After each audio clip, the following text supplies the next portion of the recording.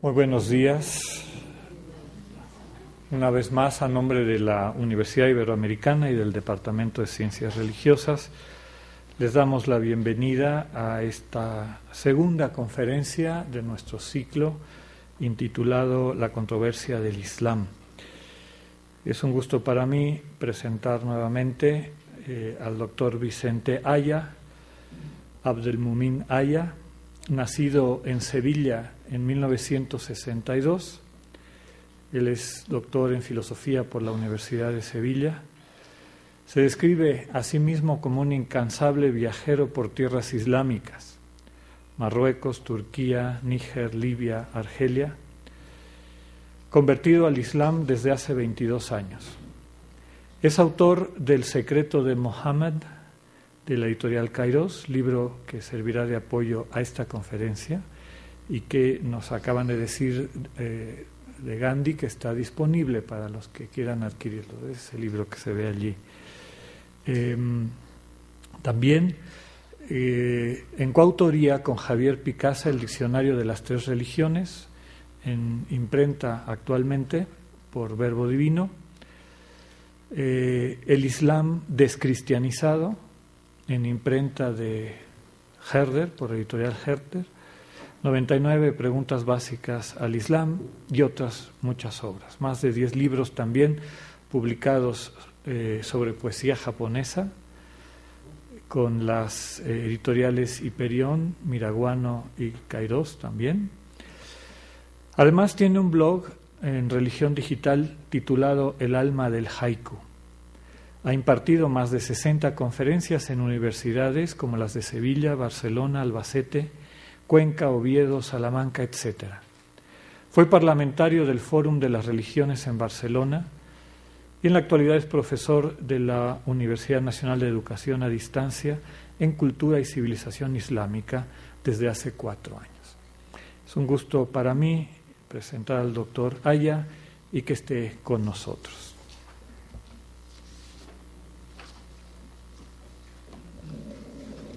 Muchas gracias. Bueno, gracias por haber venido hoy también. La pregunta de la conferencia de ayer era: ¿es la mística islámica como la mística cristiana? Bueno, la de hoy entronca con el final de la conferencia de ayer. Era el profeta Muhammad un santo, y entronca porque, si recordamos bien, nos quedamos en que el Islam no era una piedad privada. Llegamos a la conclusión de que el Islam era una forma de enfrentarse a lo absoluto sin las condiciones que pudiéramos ponerle para saborearlo a solas. El Islam es un modo colectivo de encarar lo divino, lo sagrado, colectivo. Y quedamos en que esto era uno de los aspectos justamente menos comprendidos cuando el Islam trataba de explicarse fuera de su ámbito cultural propio. El espacio propio del Islam, por tanto, es la comunidad, no es la intimidad. Esa era una de las razones fundamentales por las que no tenía sentido que estableciéramos como horizonte de la mística islámica el amor a Dios. El amor a Dios es un tema absolutamente íntimo y personal. El Islam no entiende, no contempla lo personal. Es una relación entre un pueblo y un Dios.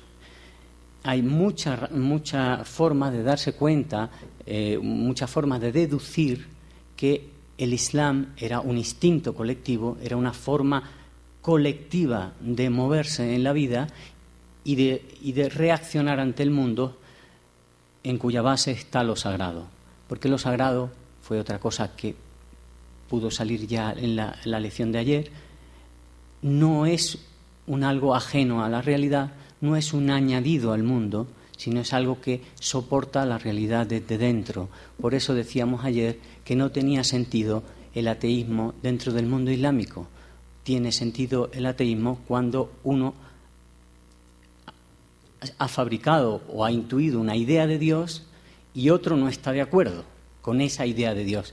Pero cuando Dios no es una idea, ni un concepto, ni siquiera un anticoncepto, sino es es tan real como aquello con lo que te encuentras en tus mismos sentidos, en tu misma sensación. Entonces es ya absurdo negar esa realidad, porque con la propia boca y cuerpo que la estás negando, estás afirmándola. En fin, todo esto fue lo de ayer. Llegamos a la conclusión de que no era una piedad privada. Esto es muy curioso. El espacio propio del Islam es la comunidad y, sin embargo, la privacidad, lo que es de puertas para dentro de tu casa, eso no es el lugar de la religiosidad. Es el lugar, por ejemplo, de la sexualidad. Nadie puede entrar en las formas sexuales de una pareja, de una casa, ni en otra serie de costumbres personales. Es curioso que dentro de la casa reina, pues, por ejemplo, las costumbres sexuales, otra serie de costumbres. Fuera de la casa, en la Sharia, lo que se dice en la calle, ahí es el reino de Allah. El reino de Allah es la calle. Por eso el Islam son culturas de calle, por eso el Islam, los musulmanes están en el zoco, están rozándose, porque el profeta Muhammad dijo que en la aglomeración humana, en el roce de lo humano había baraka, había bendición divina. No somos, por tanto, culturas de aislamiento, culturas de buscar tu espacio propio, sino de compartir tu espacio con los demás.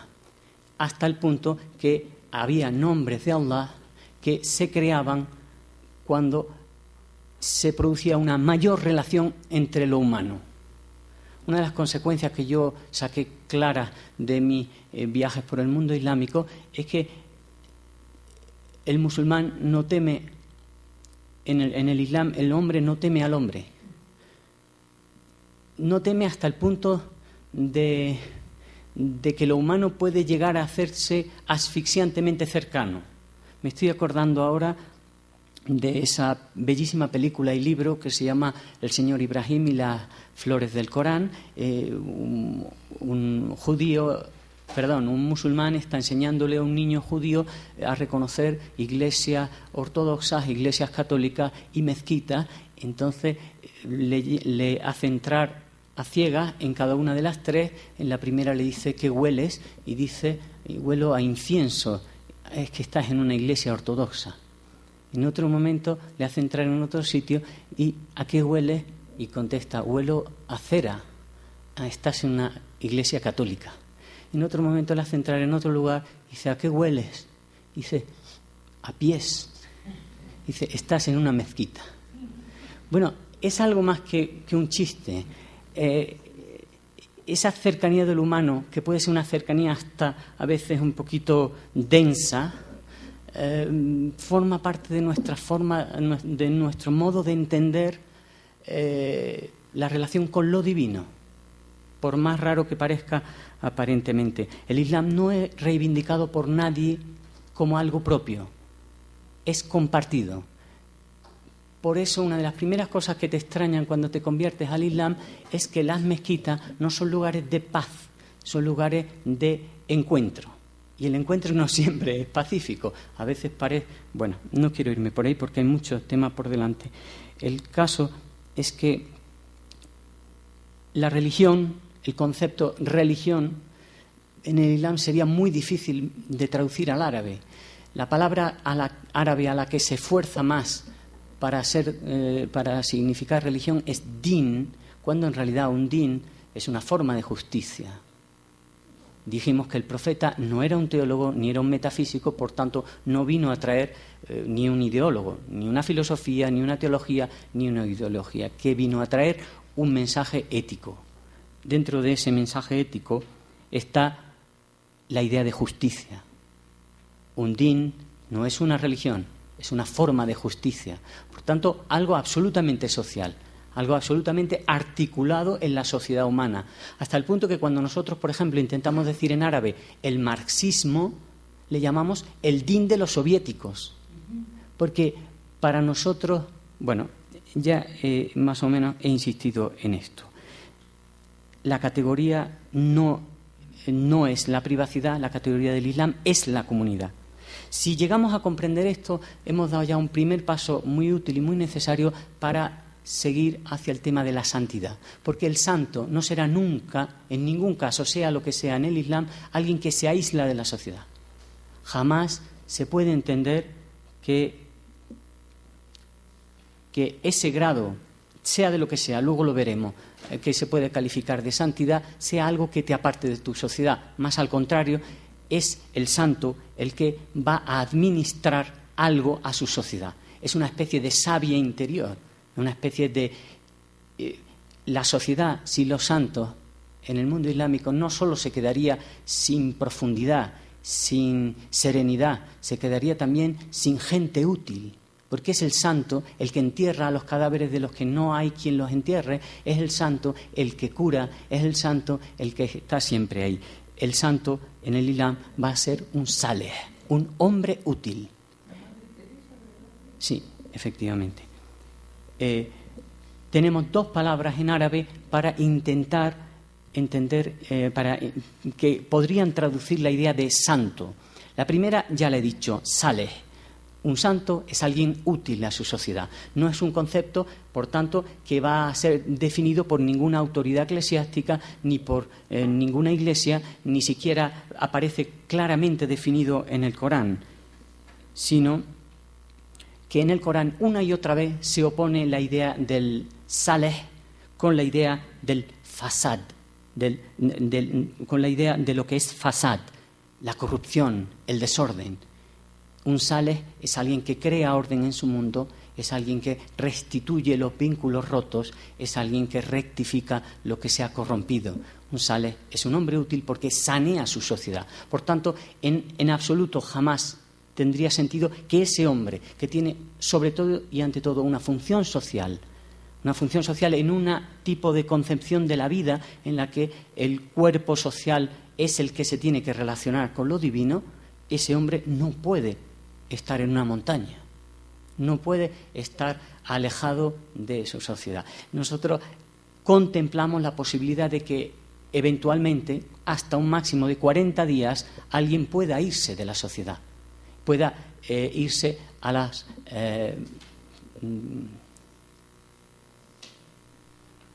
voy a seguir. Nosotros contemplamos la idea de que alguien pueda necesitar irse de la sociedad, pero con un máximo de 40 días.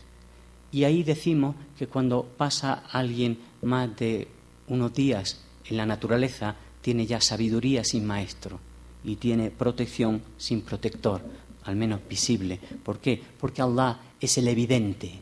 Uno de los nombres de Allah es el evidente, es decir, aquello que no puede ocultarlo nada, es inmediato. La experiencia de Allah no precisa de sacerdocio, no precisa de sacramento, no precisa de absolutamente ninguna mediación. Todos los musulmanes saben que nada media entre ellos y Allah.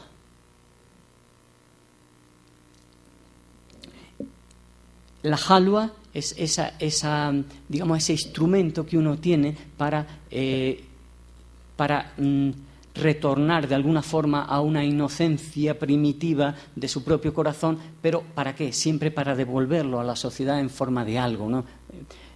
Y la usla, que sería el aislamiento definitivo, eso, fijaos hasta qué punto el Islam es social, que alguien que se quiera ir definitivamente de la sociedad solo se contempla como porque esa persona sea un peligro para su sociedad. No es el santo el que se aísla en el Islam, sino es el hombre patológicamente peligroso para la sociedad.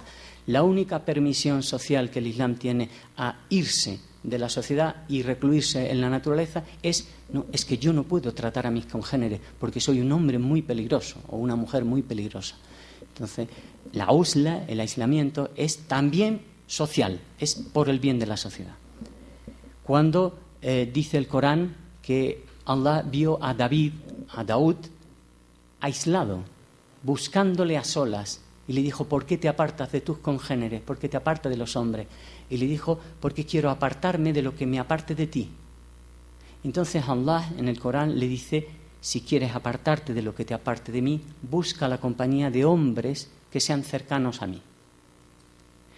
La cercanía sería el segundo concepto. El primero es el saleh, ya hemos dicho que es un hombre útil, que es un hombre social, viene del verbo salaha, estar en buen estado, estar saludable. En ese sentido, alguien que tiene buena salud y un corazón sano es alguien que puede compartir su salud con su sociedad. Y al contrario, alguien que está enfermo solo puede compartir enfermedad. Pero el saleh está sano. El segundo de los conceptos es ese que ya he dejado intuir, la cercanía con Allah. También se le llama a un santo un wali. ¿Un wali qué sería? Viene del verbo wala y ali, literalmente estar cerca.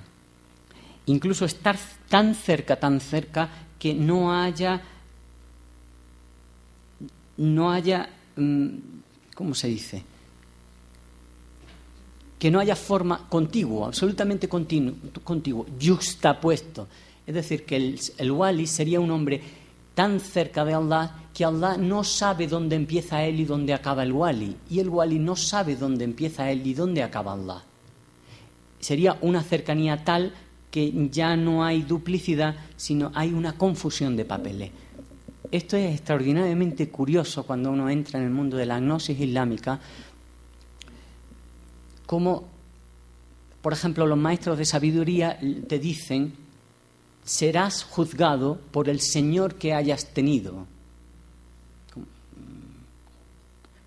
Claro, porque ayer decíamos que Allah es inabarcable, es inapresable, es inconcebible. Entonces, ¿cuál es tu Señor? Tu Señor es los límites de tu comprensión de Allah. Tu Señor, tu Rab, te lo fabricas tú. Tú no te sometes ante Allah. Quieres someterte ante Allah, pero igual que ayer decíamos que no se puede amar a Allah, no te sometes ante Allah, porque Allah es algo absolutamente inmenso e imposible de figurar para la mente e incluso para el corazón humano. Tú te sometes ante lo que tú concibes que es Allah. El Islam te invita a destruir toda concepción que te hagas a lo largo de la vida de Allah, de Dios. ¿Por qué? Porque toda idea de Dios que te quepa a ti en la cabeza es un ídolo. Es un ídolo, es parte de esas mentiras con las que tenemos que vivir. Vivimos gracias a nuestras mentiras. Esto es un hecho. Una de nuestras mentiras es nuestra idea de Dios. No porque sea mentira en el momento en que tú de verdad estás creyendo en eso, porque está teniendo una utilidad para ti, pero sí es mentira en absoluto, porque tu idea de Dios jamás va a ser Dios. Entonces el Islam te dice Allahu Akbar. Allah es más grande que ¿qué? Que todo lo que puedas sentir, amar, imaginar. Allah Rey, Allah Padre, Allah Amigo, Allah. El Islam te invita a destruir tus intuiciones de Allah, porque son tuyas, y ese es el problema, que Allah no te pertenece. El wali, del verbo, hemos dicho del verbo estar cerca, estar continuo, el wali llega a ser un aliado. A mí me dijo un hombre de conocimiento en el Islam que un wali era un cómplice de Allah. Usando una palabra rara, un cómplice de Allah. Pero la idea de complicidad, de un secreto que se comparte, está dentro del asunto. Hemos dicho que Allah no es un Dios bueno ni malo. Eso son categorías humanas. Que no es un Dios que tenga ninguna de las cualidades, ni siquiera, por ejemplo, Ghazali decía, ni siquiera es perfecto. ¿Cómo puede decir que Allah no es perfecto? La idea de perfección es una idea absolutamente humana. Allah es lo que hay. ¿Cómo lo que hay? Sí, lo que hay. Aquello con lo que te vas encontrando y vas desnudando a fuerza de agigantar tu capacidad de sentirle. Por tanto, el Islam, el camino de la santidad, va a ser un agigantamiento de uno mismo, un ser más capaz de Allah cada vez. ¿Hasta qué límite? Hasta tu propio límite. Tú no llegas a Allah, tú llegas a ti mismo. Tú te pones en camino para descubrir a Allah, para encontrar a Allah, para todo eso sí te pones en camino, pero no llegas a Allah, llegas a tu límite de comprensión o de acercamiento a Allah. En cualquier caso, en la tradición se reconoce que hay gente que han llegado a una confusión, a una cercanía extraordinaria, tanto que Allah dice, alguno de estos, Auliá, Cuando ellos levantan la mano, yo levanto la mano. Cuando ellos miran, yo miro. Entonces, los nombres de Allah, el que ve, el que escucha y muchos otros nombres se encarnan directamente en sus próximos, en sus cercanos, en sus íntimos. La idea de la intimidad de Allah, sin embargo, no está rota y dividida de la idea del beneficio social, de la utilidad social de esta serie de personas. Porque si Allah es vida, y ahí estoy recordando la Torá cuando dice escoge la vida, si Allah es vida, el wali, el íntimo, es el que arranca de esa vida, o mejor no la arranca, la hace fluir hacia la sociedad. El íntimo de Allah sería un canal de comunicación, de transmisión de esa vida que es la vida de Allah, esa vida que es Allah cuando se proyecta sobre el mundo. En este sentido va a aparecer una palabra completamente esencial en el mundo de la santidad, en el Islam, que es la baraka. ¿Qué es la baraka? La baraka es la fecundidad divina en todo y por todo. De ahí viene la palabra alberca. La palabra castellana alberca es un depósito de agua en pleno campo y solo es agua, y sin embargo viene de la palabra baraka. ¿Por qué? Porque la fecundidad divina no es un concepto abstracto. Ayer nos rebelamos un poco opusimos el mundo semita contra el mundo griego, y dijimos el mundo griego con sus grandes ideas abstractas y el mundo semita con sus realidades concretas. Todo lo semita tiene forma, tiene color, es plástico, es imposible separar el sujeto del adjetivo o el sujeto del atributo, porque no hay verbo ser. El verbo ser es el que está pegando, el que está actuando de pegamento entre una idea abstracta de un sujeto y una cualidad abstracta, ¿no? Entonces, la niña es bella. Bueno, nosotros no tenemos verbo ser, porque la niña o es bella, o es fea, o es inteligente, o es como sea, pero no hay forma de deslindar un sujeto abstracto, niña, de una cualidad concreta, bella, inteligente, fea o lo que sea, ¿no? Entonces, todo tiene forma, todo es concreto, todo tiene un modo en el Islam. Y ese modo es la razón de su existencia, justamente. Las cosas llegan al ser porque son de un modo, no llegan a ser por ninguna otra razón. Ser de un modo concreto es ser maravilloso, porque si no fueras como eres, no serías. Has salido al mundo, has salido a la existencia tal como eres. Cada existencia es un tajalli, es una manifestación de Allah, es maravilla. Existir es ser maravilloso. ¿Y por qué decía eso? Pues no lo sé. Ah, sí, estaba en la wilaya, es importante. No quiero... por la baraka. Sí, la baraka no es un concepto abstracto, no es la bendición de Dios, como una especie de polvo de Peter Pan que sale y que cae, clink, clink, clink. No. Es algo que se transmite por el agua, por la saliva, que se transmite por el tacto, por el roce. Por eso el profeta decía, rozaos. Por eso el profeta decía, acercaos más. La casa de Muhammad era un hervidero humano. Gente entrando, saliendo, no había espacio para la intimidad. Ni siquiera el profeta tenía espacio para la intimidad. ¿Por qué? Porque había algo que compartir tremendo, y ese algo que compartir es la baraka. El hombre, el wali, es justamente esa forma concreta de administrar la baraka divina. Te acercas al wali para cuando tienes un problema, sea espiritual, sea de esterilidad, y él desanuda un nudo que se te ha creado. El tema de los nudos es muy importante. Luego veremos en la segunda parte de la sesión por qué. Porque todo se trata de desanudar. Toda la baraka es una forma de disolver nudos que se han ido creando en la existencia. Sobre todo y ante todo porque el Islam es tan solo fluir en Allah, fluir con Allah.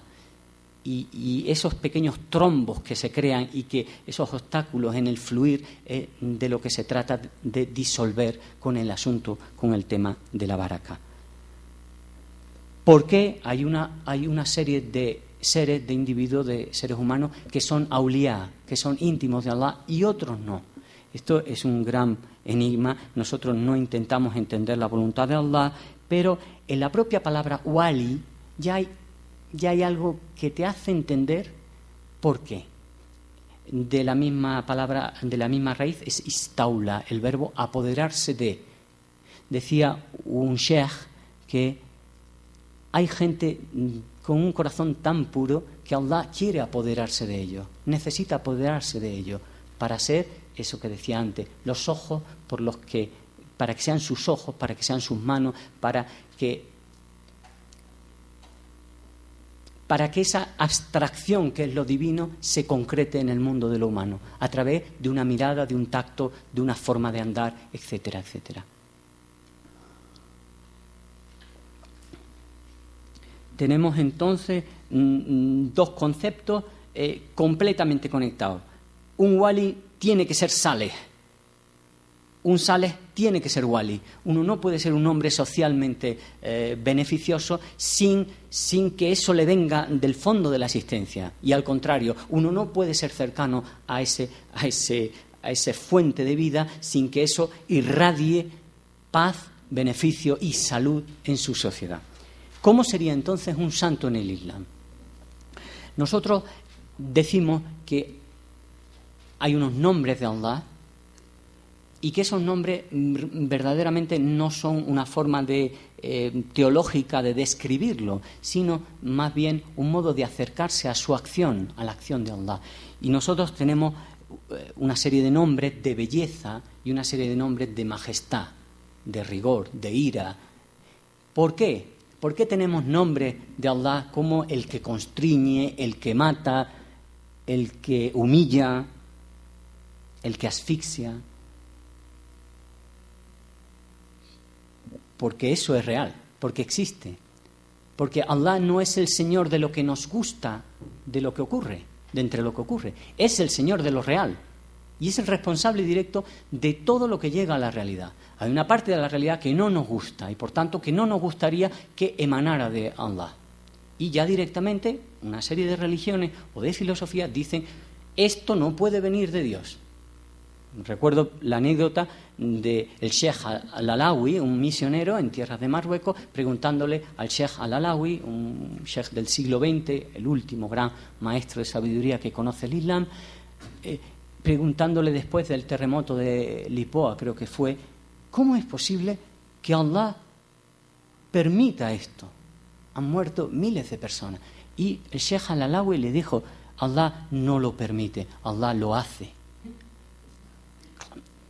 El Islam no es bonito, no es una ganga. Por eso ayer decía que yo no recomendaba la conversión, más bien lo contrario. El musulmán trata de hacerse cargo de lo real, no de lo que le gusta de lo real. Y eso quiere decir que su Dios tiene que ver con todo lo que viene, todo lo que ocurre. Pero como no damos el visto bueno a Dios, ni tenemos por qué entender la acción divina, simplemente someternos a su voluntad, entonces el musulmán se relaja un poco, ¿no? Ese hecho de no tener teología nos tranquiliza, porque nosotros no tenemos que entender a Allah. Solo tenemos, decía un maestro de sabiduría, que acostumbrarnos a Él.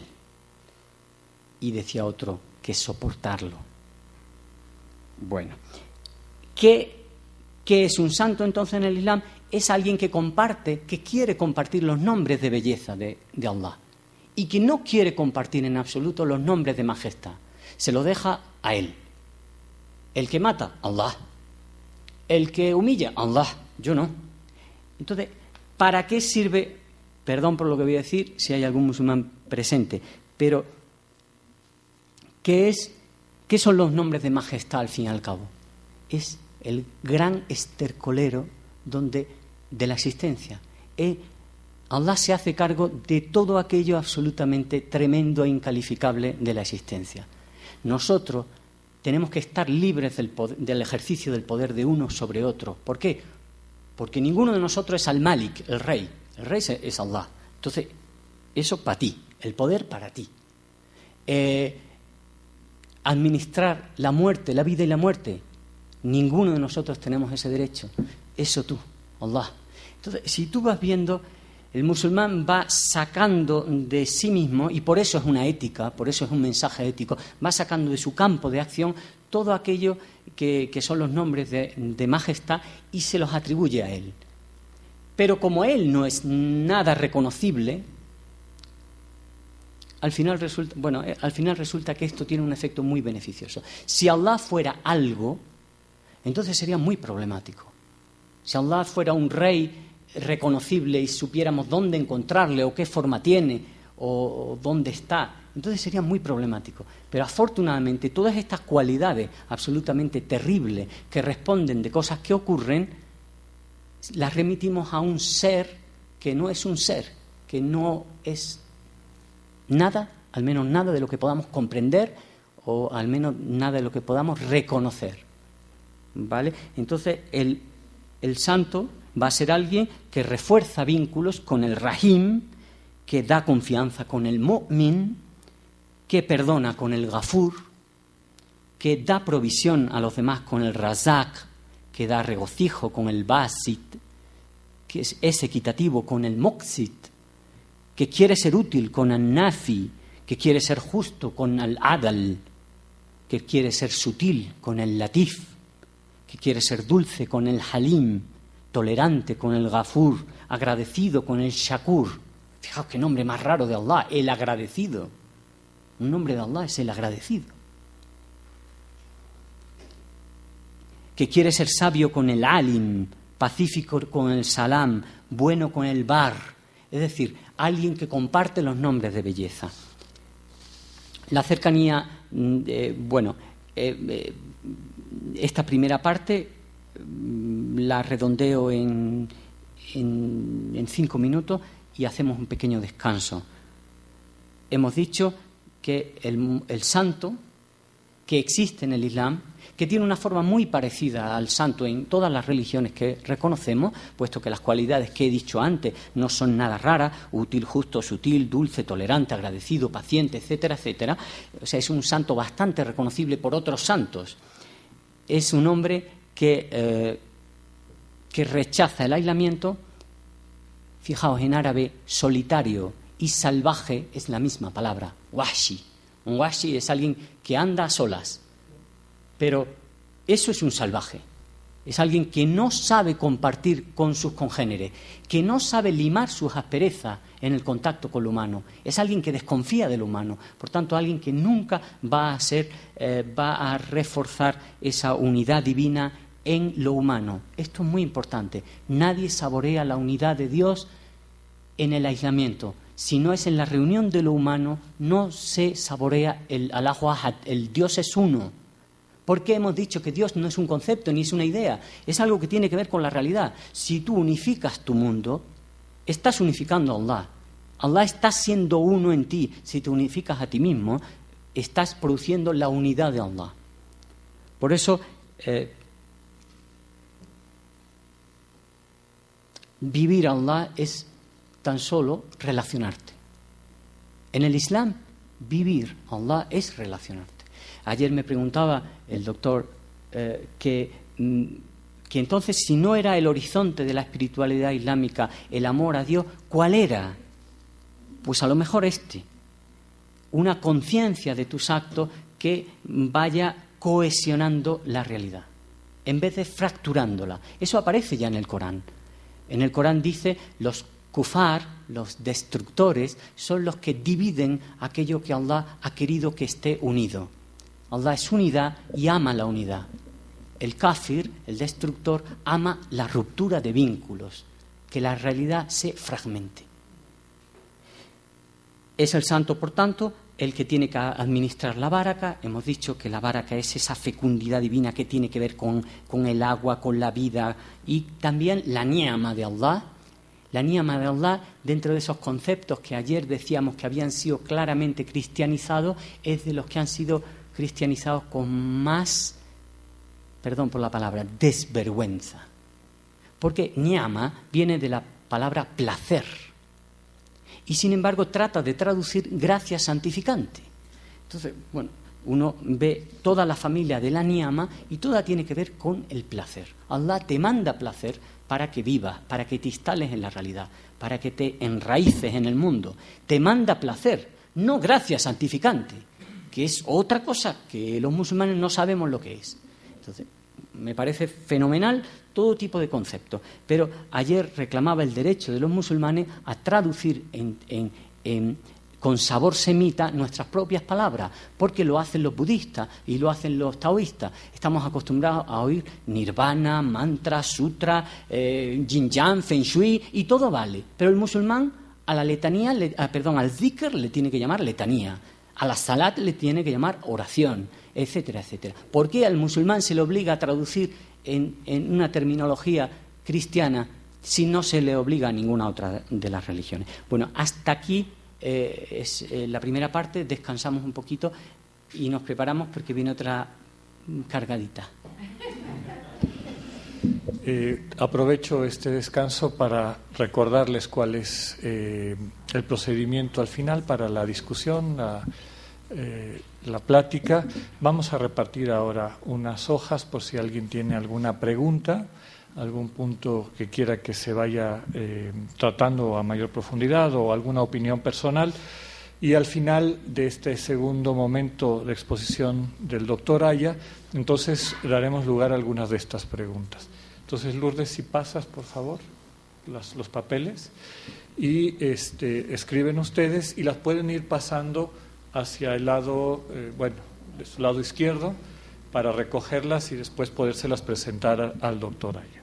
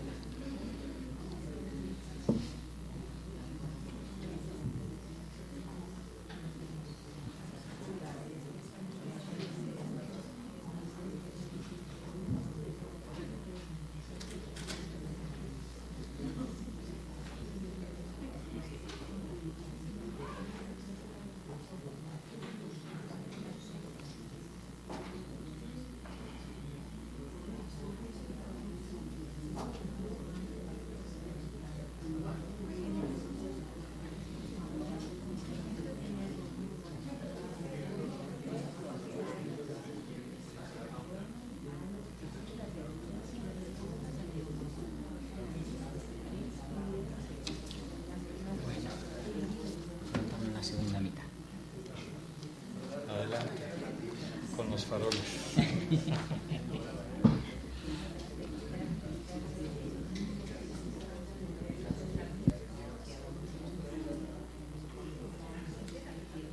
Uy, intuyo que va a haber más preguntas, porque veo que hay estudiantes de teología, ¿no?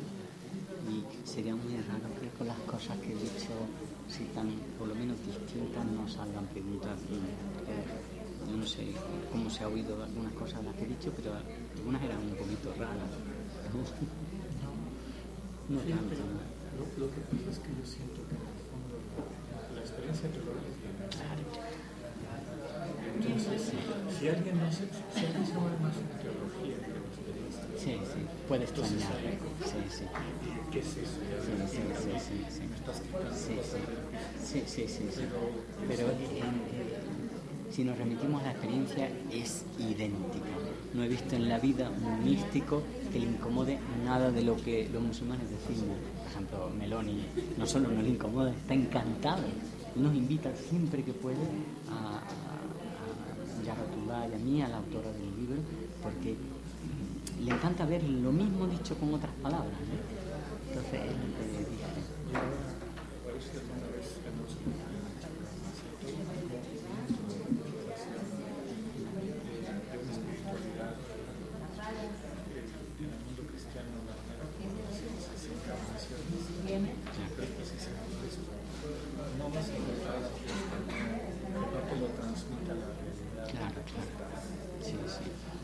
¿Qué significa eso? ¿Qué caminos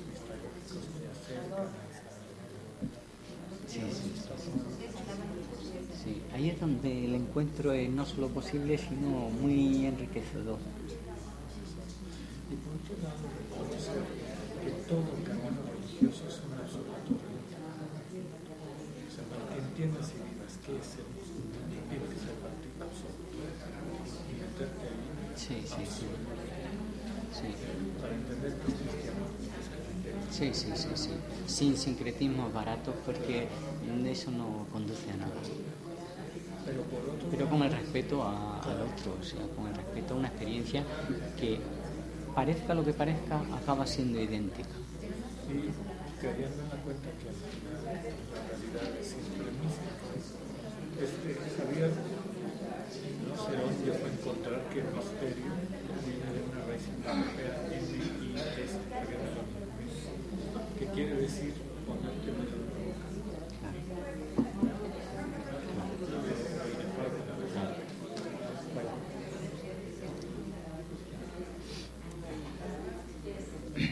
Seguimos. ¿Alguien le faltó papel o algo? ¿Todos están bien? Por favor, para las preguntas no les llegó. Aquí falta papel, por favor, también al frente.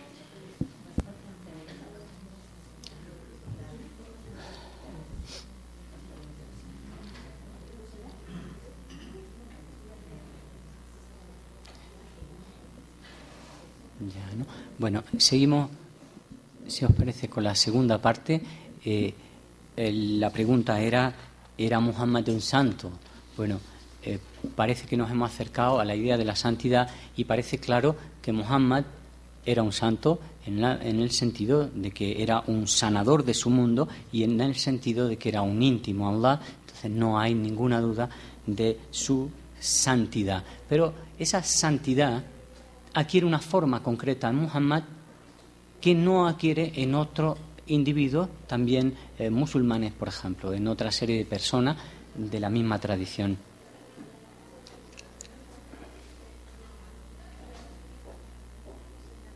¿La puerta? Cerrar la puerta, por favor.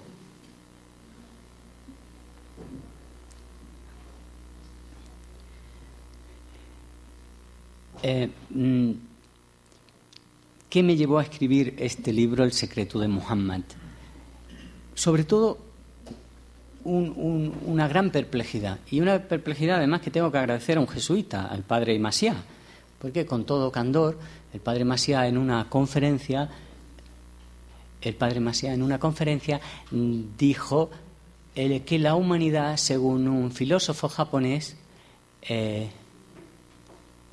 estamos súper revueltos. Vale, es que yo me desconcentro con el vuelo de una mosca. Me pido un poco de... Es Maciá, no padre Maciá. ¿Cómo?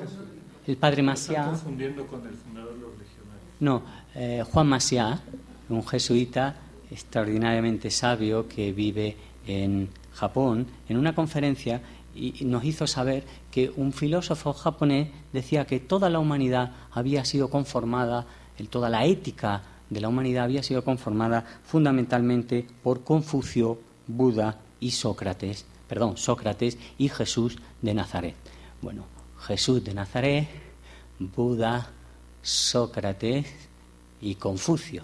Y 1.500 millones de musulmanes, ¿de quién han aprendido de esos cuatro? 1.500 millones de musulmanes que hay en el mundo, de esas cuatro personas, ¿a cuál le debemos? Yo humildemente dije, bueno, creo que Muhammad tiene algo que ver con la conformación del carácter de 1.500 millones de musulmanes en el mundo. Entonces, él me lo reconoció, me dijo, sí, yo estoy de acuerdo contigo, no me había dado cuenta, pero es que esto es muy normal, la invisibilización del Islam, la invisibilización de los musulmanes. Muhammad es un hombre que tiene derecho, igual que Robespierre, Gandhi o César Borgia, al margen de si los resultados de esa investigación histórica es buena o mala, tiene derecho a un retrato psicológico, tiene derecho a que sepamos cómo era. Yo hice la licenciatura de Historia y os aseguro que no hay ningún personaje histórico con rasgos más desdibujados que Muhammad. Si le preguntáis a cualquier persona, incluso a los musulmanes, cómo era Muhammad, os van a decir 4 tópicos. No trataba bien a las mujeres, vale. Era un hombre paciente, era discreto. No me está justificando ese universo cultural que es el Islam. Ese estallido que es de pronto, en 100 años, musulmanes desde China hasta España. Esa actualidad, una mancha que va desde el Golfo de Guinea hasta Xinjiang, Indonesia, Xinjiang, Chechenia, Bosnia, y eso, la mancha. Pero luego hay musulmanes en todos sitios. No me está justificando eso con un hombre que era bueno con las mujeres y que era prudente. Aquí falla algo. Efectivamente, Muhammad ha sido transfigurado por sus seguidores y desfigurado por sus enemigos, pero no se le ha reconocido lo más mínimo. No se le ha reconocido hasta el punto de que Muhammad es una especie de fantasma de la historia. Es un hombre indefinido. Yo intenté coger las fuentes antiguas, sobre todo el hadith, lo que son los dichos proféticos, son muchos tomos, es muy pesado ver qué dijo Muhammad en cada momento. Está la obra de Bukhari, está la obra de Muslim, traducida al castellano. Por cierto, ayer hablábamos de bibliografía. Muslim ya está en castellano, Bukhari parcialmente está en castellano. Bueno, de entre esos miles de dichos proféticos se deducen rasgos psicológicos y se puede intentar un esbozo de personalidad de Muhammad.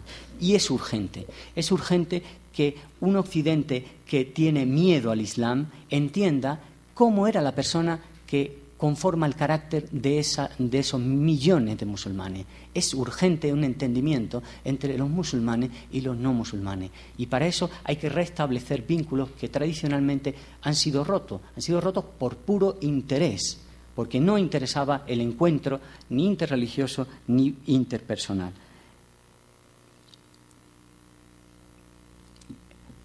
Pero no solo son responsables de la desfiguración de Muhammad los arabistas, los orientalistas, como decíamos ayer. Evidentemente, el orientalismo ha sido una ciencia occidental claramente destinada a entender lo suficiente del mundo islámico como para poder colonizarlo. Esta tesis de Edward Said yo creo que sigue siendo válida. No había que saber más del Islam que lo suficiente como para poner ahí las bases petrolíferas, los gobiernos, etcétera, etcétera. Pero no solo es culpa del orientalismo. Habremos de reconocer que los musulmanes también hemos callado muchas cosas de Muhammad. ¿Por qué? Por miedo. Por miedo. Desde ya los tiempos del profeta, algunos de sus compañeros llegaron a decir cosas tan tremendas como Abu Huraira, uno de sus compañeros: yo recibí de Muhammad 2 copas de sabiduría. Si hubiera difundí la una, pero si hubiera difundido la otra copa, me habríais cortado el cuello. Ibn Abbas, el primer comentarista del Corán que existió, compañero de Muhammad, el comentario coránico, por tanto, la exégesis existe desde el mismo momento de la revelación.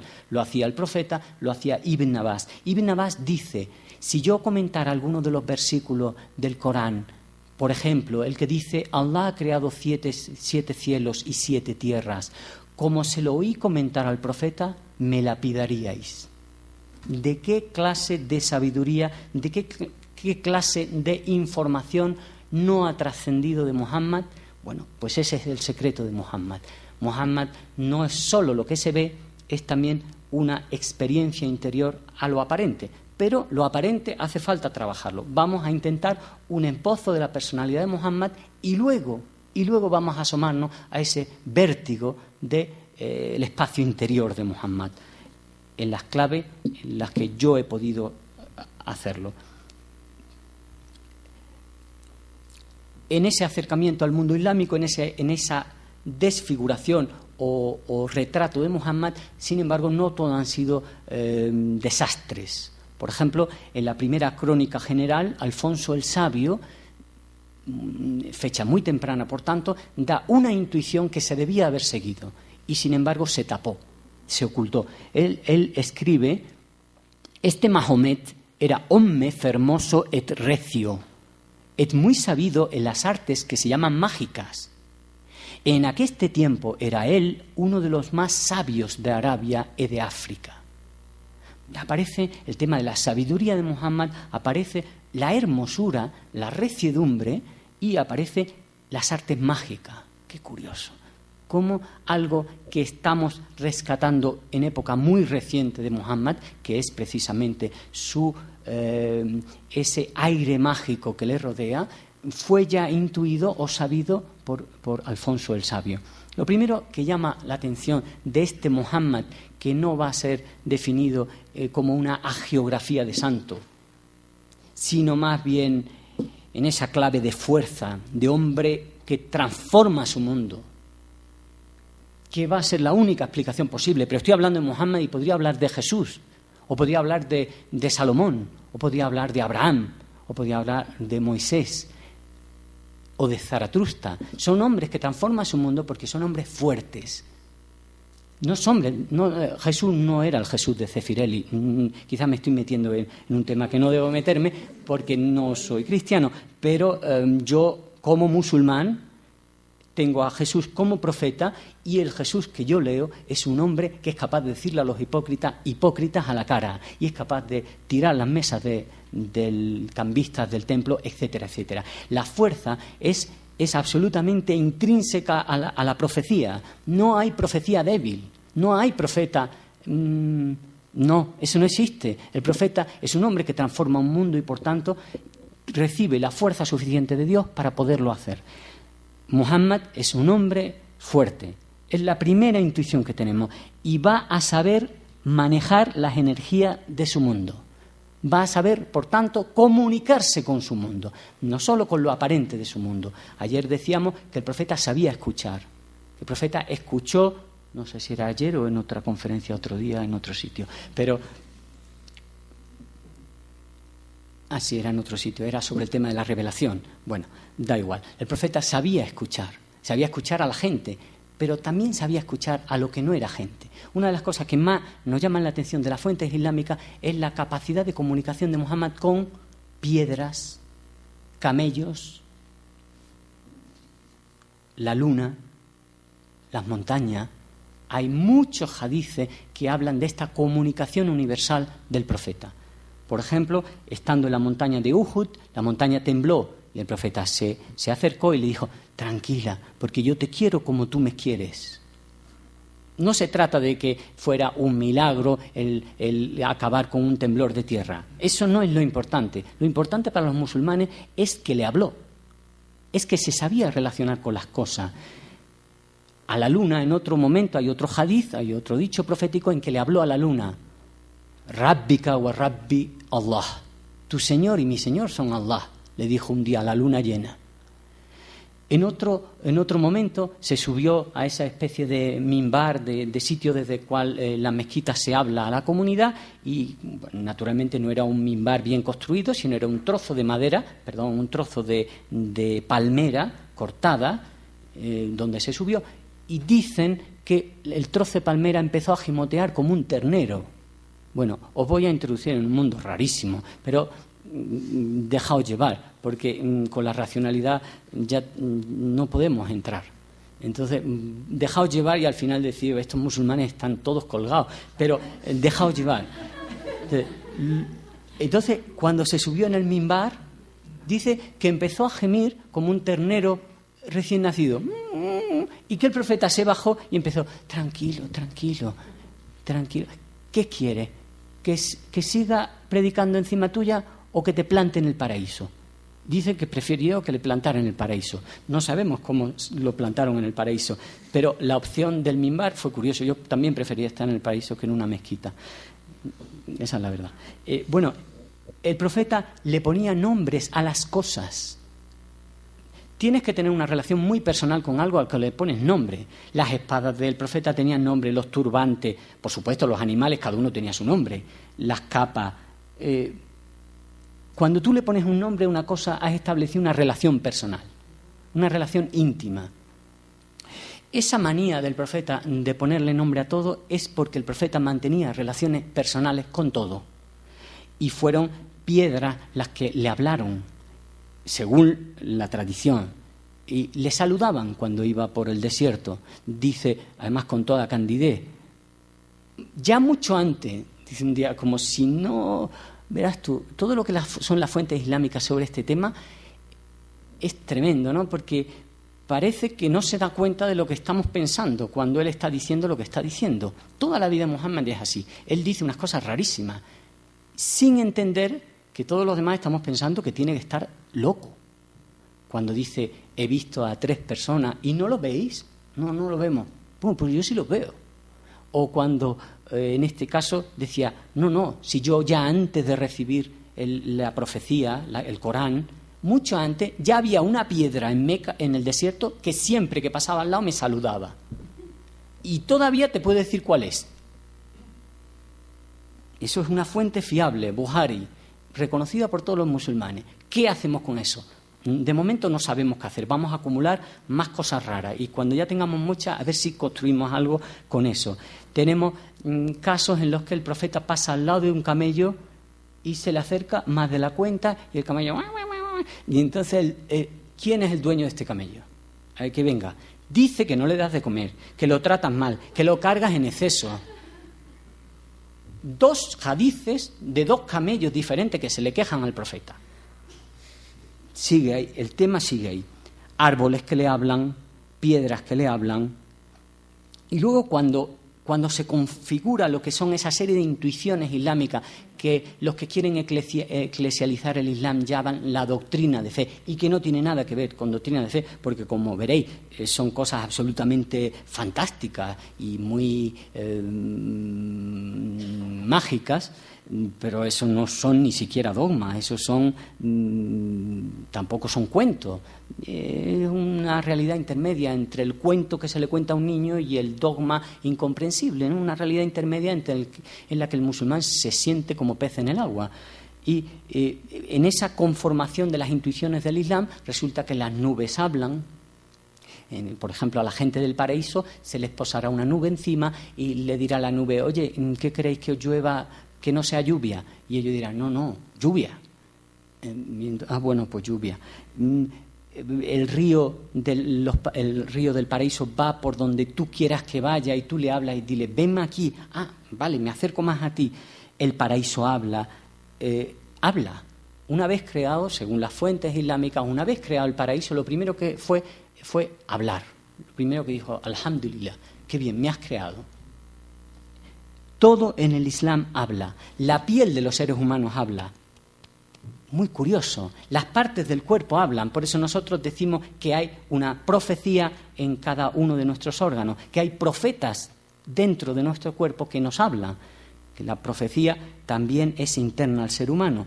Hay muchos hadices y hay Corán en el cual, en el juicio final, se le dice a uno, ¿qué has hecho con esto, con esto, con esto? Le dice Allah. Y él va contestando. Y en cierto momento Allah dice, cállate, voy a llamar un testigo contra ti.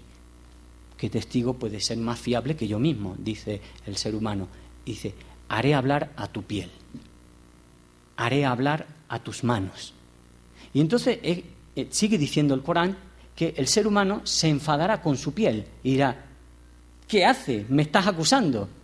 ¿Y cómo es que puedes hablar? Yo siempre pude hablar, le contesta la piel, pero no me escuchaba. Las pieles hablan, las manos hablan, etcétera, etcétera. Las partes del cuerpo también hablan. Esa capacidad del profeta de relacionarse con todo, de escucharlo todo, es lo que de verdad le da su dimensión profética. ¿El profeta es un santo? Sí, es un santo, pero es mucho más que un santo. Era solo el título de la conferencia. Un santo, claro. Y ahora vamos a seguir, porque era un profeta. Y vamos a seguir.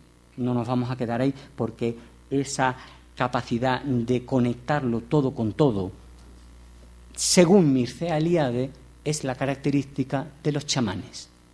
Los chamanes son gente que en estado de trance escuchan el lenguaje universal.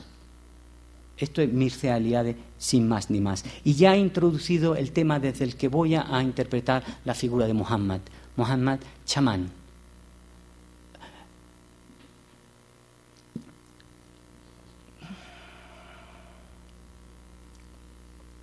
No vamos a echar a pelear lo chamánico con lo profético.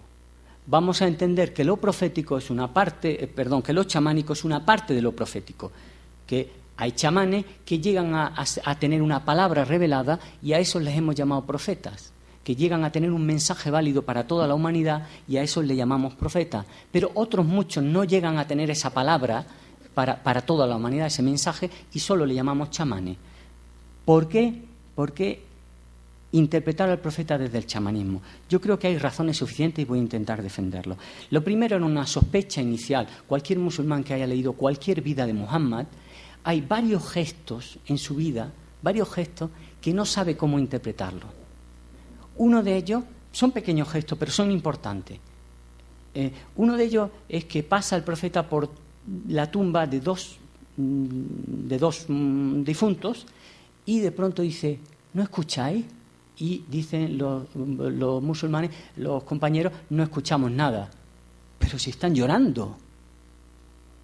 Vale, hasta ahí podía ser pues alucinación. Pero el gesto que hace, se están llorando. Entonces se va rápido a una palmera y arranca 2 trozos de palmera y pincha cada trozo de palmera en una tumba y le dice, tal vez el verde de la palmera los tranquilice un poco. Esto no es religión, esto es otra cosa. Es un estado previo a la religión. ¿Qué tiene que ver racionalmente hablando el verde de la palmera con el dolor, el sufrimiento de unos muertos? Bueno, dejamos ahí porque no entendemos, pero claramente nos estamos moviendo ya en gestos mágicos, en intuiciones de lo invisible que en algo racionalmente comprensible y explicable. En la batalla de Badr y luego en la batalla de Hunain hace un gesto el profeta antes de empezar que también me parece que nos remite a un mundo mágico. Coge arena del suelo y la tira. La tira naturalmente le cae a medio metro, no llega a ningún sitio. Pero mientras la tira dice que sus rostros sean desfigurados en un caso y en otro caso dice que sean vencidos por el Señor de Muhammad. ¿Qué es eso? Eso es un gesto mágico. Eso no tiene sentido racional. Esa arena no llega a ningún sitio ni tiene ninguna utilidad, más que si dentro del mundo de las energías invisibles este hombre ha comprendido que es una forma de manipular lo real, la realidad. Tercer gesto que nos remite a este tipo de mundo, ya luego veremos que hay 1 millón, pero estos son accesibles a cualquier musulmán en cualquier biografía de Muhammad. Siempre se cuentan y nunca se entienden. El tercero es en un momento, en una batalla, no hay que comer, alguien le invita a Muhammad y Muhammad se presenta con 3.000 personas en la casa.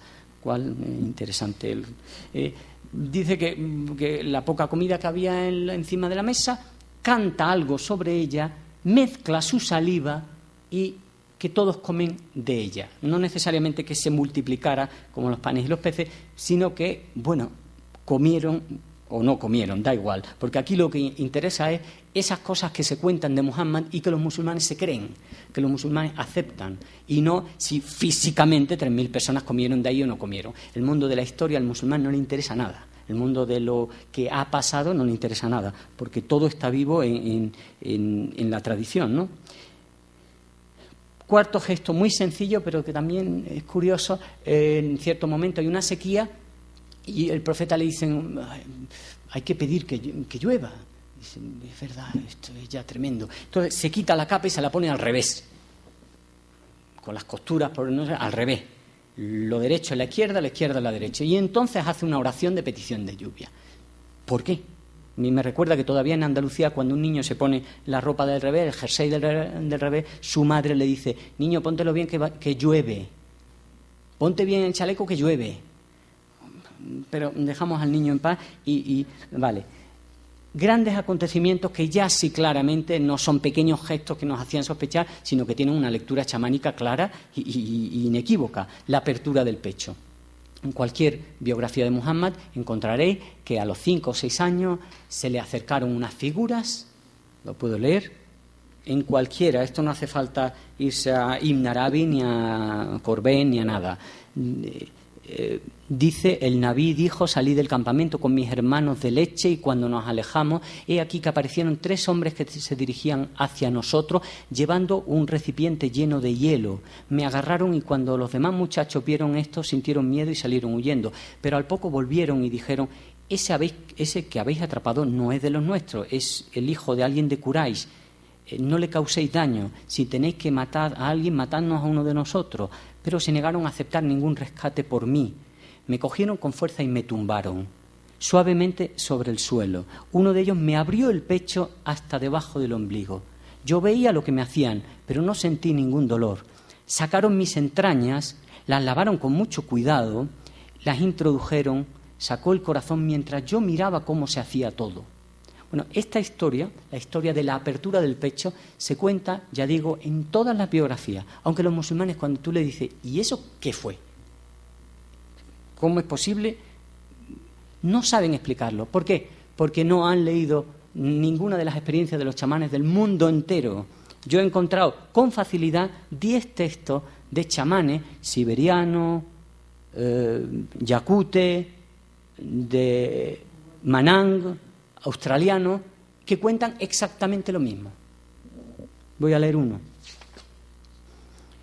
El que desea ser hombre médico enciende una hoguera y quema grasa, así atrae a 2 espíritus. Estos se aproximan y animan al candidato asegurándole que no lo matarán del todo. En primer término lo dejan insensible y, como de costumbre, le hacen una cortadura en el cuerpo y le quitan los órganos que le cambian por alguno de los espíritus. Después le devuelven a la vida y le dicen que ahora es un hombre médico, le enseñan cómo. Por último, le dicen que van a llevarlo al cielo. Lo hacen bajar y lo dejan en el campo donde lo encuentran los amigos que ya le lloraban como muerto. Hay decenas de textos de chamanes del mundo entero que te cuentan la apertura del pecho, la manipulación de los órganos y el cierre de la herida. Y cómo después de esa cirugía extraña que ocurre, no sabemos en qué tipo de mundo, en un mundo imaginal, pero evidentemente ocurre, te transformas en otra cosa, en un hombre médico, en un hombre con una capacidad diferente. La apertura del pecho, según Mircea Eliade, es uno de los rasgos claros que definen la iniciación chamánica. Yo me pregunto, si este hombre era un farsante, ¿cómo sabía la forma concreta que tenía que adoptar su farsa? Si este hombre no conocía que la apertura del pecho o la salida de tu propio cuerpo o el viaje celeste o el viaje infernal o el calor místico, todas esas características que vamos a ir viendo que tienen los chamanes del mundo entero, ¿por qué si este hombre no conocía eso? Porque era un analfabeto. Su experiencia tomó esos rasgos en concreto. Dicho de otra forma, ¿por qué se acepta el chamanismo de todos los chamanes del mundo, excepto el profeta Muhammad, si las experiencias son idénticas? Dice aquí Mircea Eliade, aunque el elemento importante de una iniciación parece ser el despedazamiento del cuerpo y la sustitución de los órganos internos, existen aún otros medios de consagrar a un hombre médico y, en primer lugar, la experiencia extática de una ascensión celeste, seguida de una instrucción por parte de seres celestes. En ocasiones, la iniciación entraña a la vez descuartizamiento del candidato y ascenso celeste, pero en ocasiones, dice, como entre los Vibinga o entre los Mara, pero en ocasiones basta con una de las dos experiencias para que consideremos que ha sido iniciado chamánicamente. El profeta tuvo las dos experiencias. ¿Por qué no aceptar que era un chamán? ¿Por qué es más fácil decir que era un epiléptico o que era un farsante o que era un hombre muy práctico que fingió una serie de experiencias para poder organizar un mundo bastante salvaje? ¿Por qué irnos al loco o al pragmático y no al chamán, que es lo que nos va a remitir la mayoría de estas experiencias? Como mínimo hemos conseguido encontrar 25 rasgos chamánicos, claramente chamánicos, en la experiencia del profeta Muhammad. Por ejemplo, que la primera iniciación la recibe en una cueva. Por ejemplo, que dentro de esa cueva muchas de las experiencias las tiene lugar en el sueño. Cada uno de estos rasgos va a ir acompañado en el libro naturalmente, porque sé a lo que me expondría si con una teoría tan diferente no supiera respaldarlo con decenas y hasta cientos de textos de Mircea Eliade, yo sé lo que harían conmigo los arabistas y los musulmanes. Así que era muy importante hacer una batida sistemática de la obra de Mircea Eliade y ver cómo cada una de las características que tenía el profeta Muhammad la tenía los chamanes o algunos de los chamanes. Por ejemplo, los dolores de cabeza. Sabemos que en ocasiones el profeta tenía fuertes dolores de cabeza, que anunciaba una revelación. Y también sabemos que esto ocurría a algunos de los chamanes. Por ejemplo, un chamán Golde dice: estuve bien hasta los 20 años, pero luego caí enfermo, me dolía el cuerpo y padecía unos espantosos dolores de cabeza. Unos chamanes intentaron curarme sin conseguirlo. Este chamán Golde acaba curándose a sí mismo, igual que Muhammad. Muhammad puede curar su mundo porque se curó a sí mismo. La cueva, los dolores de cabeza, el sueño, la experiencia en el sueño.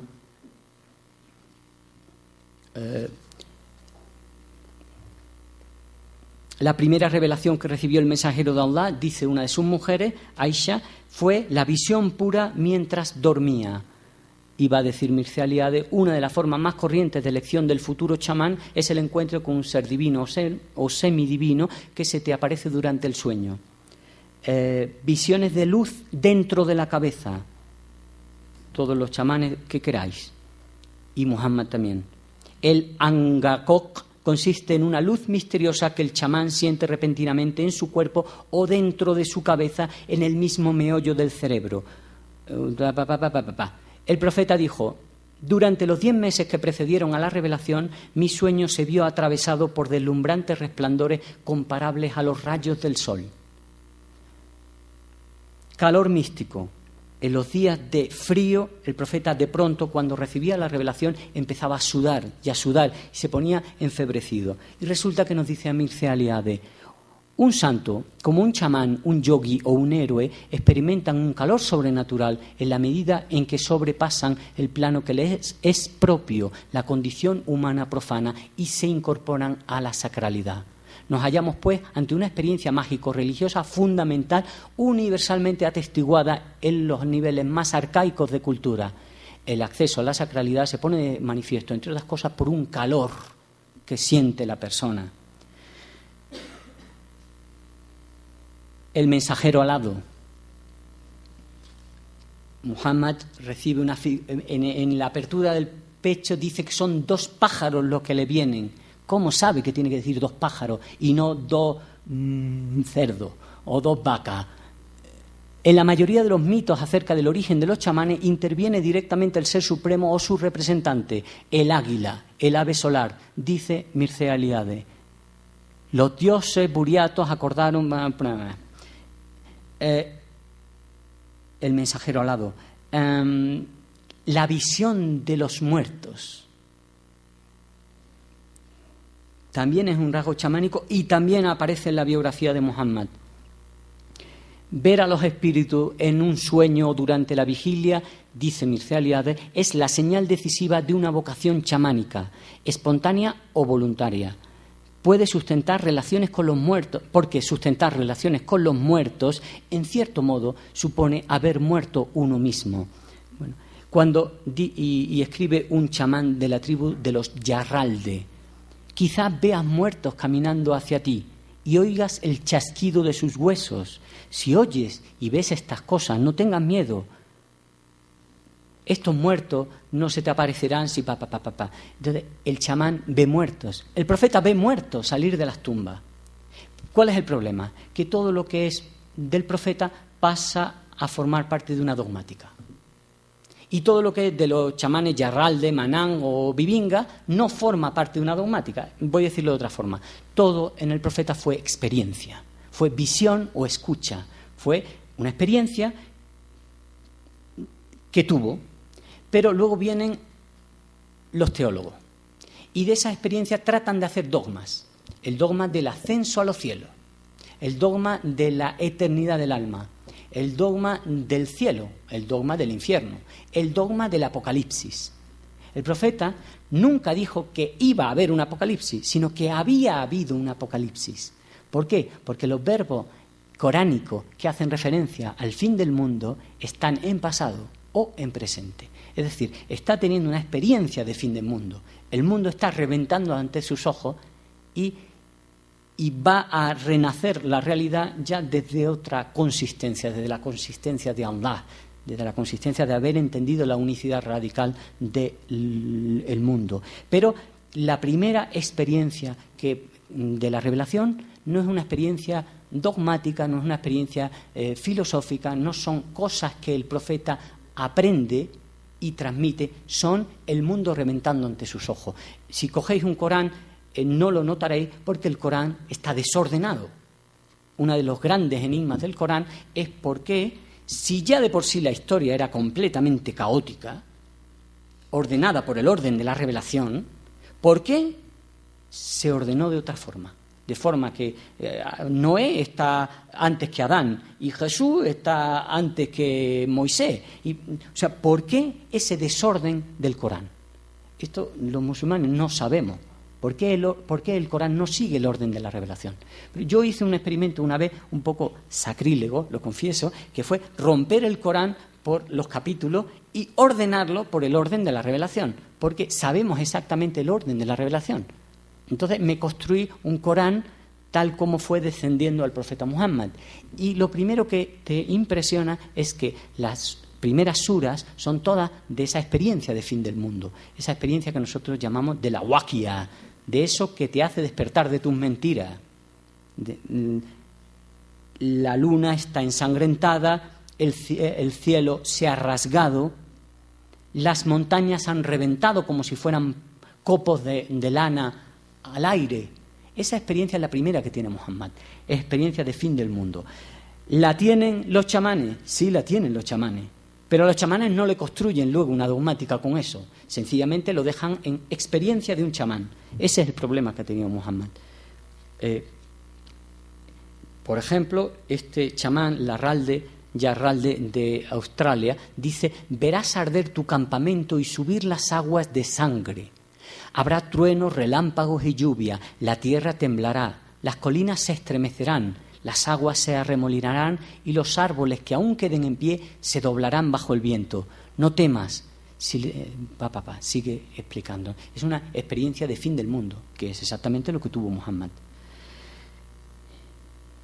Ver a los muertos salir de sus tumbas, además verlo con una concreción extraordinaria, porque el lenguaje coránico, cuando te habla de la gente que sale de las tumbas, no te está diciendo, te está describiendo escenas. Dice, han salido de las tumbas, en pasado, han salido de las tumbas como langostas que tienen hambre son cosas muy visuales. O el último que es convocado al juicio de Dios es un hombre que estaba abrevando un camello y de pronto son visiones. Todo en el Islam, todo en Muhammad es visión, es escucha o es experiencia que supera lo que es la visión o la escucha, una experiencia integral de la persona. Por eso no es fácil dividir entre ¿y pasó en sueño o en realidad? No funciona. ¿El ascenso celeste fue con el cuerpo o con el alma? Estamos hablando de experiencias integrales de la persona. Hay algunos musulmanes que se han estado peleando por alguno de estos aspectos, ¿no? Cuando asciende a los cielos y coge un caballo alado. Qué curioso, la cabalgadura alada es la que cogen los chamanes siempre en su ascenso celeste, según Mircea Eliade. Dice, los yacutes creen que en otro tiempo los chamanes subían realmente a los cielos.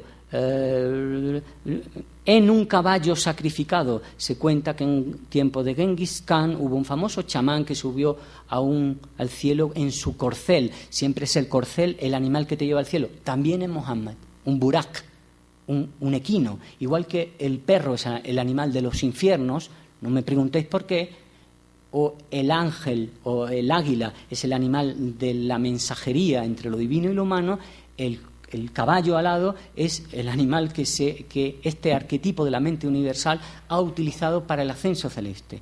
La cabalgadura alada también es una característica de los chamanes y de Muhammad. Pero, ¡ostras!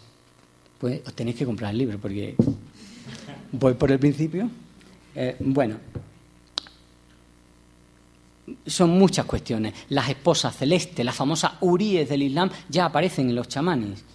El agua que resucita ya aparece en el chamanismo. El árbol del centro de las regiones beatíficas ya aparece. El centro del mundo ya aparece en los chamanes. El alma pájaro ya aparece en los chamanes. Son 25 rasgos inequívocos de experiencia chamánica que están en Muhammad.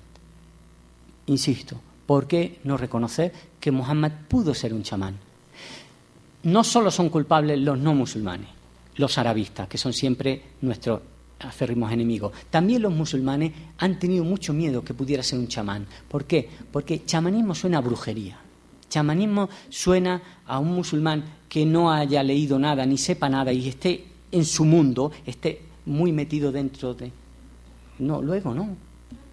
O luego no. Cuando acabemos, ¿no? A un musulmán de toda la vida, de Marruecos, de Argelia, si tú le dices Muhammad es un chamán, parece que le está llamando brujo, porque él no sabe nada de chamanismo. Entonces, siempre hubo un gran miedo al aspecto mágico de Muhammad, porque Muhammad en su tiempo ya se opuso a los magos, se opuso a los adivinos, no menos ni más que el resto de los profetas bíblicos. La adivinación, la necromancia, todo eso está absolutamente condenado en la Biblia, y también Muhammad ve que esta gente son manipuladores y son gente muy perniciosa en la sociedad. Entonces, lo último que él querría es ser confundido con un adivino o con un nigromante. Pero es evidente que el profeta interpretaba sueños. Le decía, se reunían los compañeros de él y decía, ¿quién ha soñado hoy alguna cosa que nos la cuente y la interpretamos? Interpretaba incluso cosas como el viento, el sonido del viento. Ese es el profeta del Islam. No es un santo de virtud de geografía, sino es un hombre muy raro que de pronto escucha el viento y dice, ¿ese viento a qué ha venido? Ah, ya sé, va a matar a un hipócrita que conozco, que... O sea, evidentemente hay que entrar en una lógica diferente, en una lógica no racional, para no volverte loco en todo este universo. Pero el profeta curaba enfermedades y curaba posesiones. El profeta curó al menos hizo 4 exorcismos, enseñó a sus compañeros a hacer exorcismos de demonios. El profeta creía en el poder del mal de ojo. Creyó haberlo sufrido durante un tiempo y escuchó una conversación de 2 ángeles que le hicieron ir a un pozo donde había el hechizo, estaba ahí, absolutamente un mundo mágico.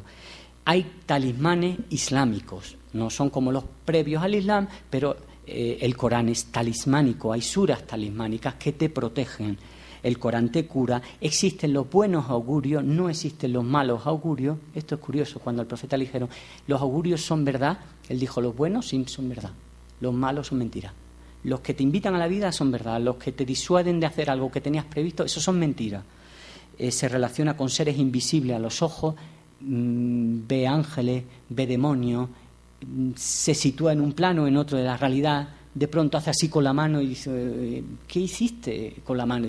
Es que no estaba aquí, es que estaba en el paraíso y quise coger un racimo de uvas tan grandes que hubiéramos comido durante un mes. De pronto hace así, ¿y ahora qué te pasaba? No, es que un shaitán vino con fuego y quería quemarme, pero después de esquivarlo yo intenté atraparlo, pero no pude. Yo quería atarlo a una columna para que se rieran de él los niños de Medina, pero me dijo Suleimán, déjalo al pobre. Y entonces yo lo dejé. O estamos locos o no estamos, pero dad una oportunidad, porque se la dais al chamanismo. Es decir, a mí lo que me subleva es que se le den todas las oportunidades del mundo a un chamán amazónico o mexicano o de donde sea, y a Muhammad esto no es racional, fuera, esto no es racional. ¿Y cuántas cosas no racionales dicen los chamanes del mundo entero? Vamos a darle una simple oportunidad a Muhammad. Al menos tenemos la garantía de que Muhammad no pudo copiar toda esta serie de cuentos, historias, fantasías, locuras de nadie. Y ya que fueran solo suyas, ya eso es tremendamente útil para nosotros. Porque de Muhammad se han dicho muchas cosas, pero jamás se ha dicho que no fuera sincero. Le han llamado loco, manipulador, lo que sea. Pero, bueno, manipulador, sí, eso no es sincero. Ya, pues sus contemporáneos nunca le negaron la sinceridad. Luego el arabismo sí se la ha negado.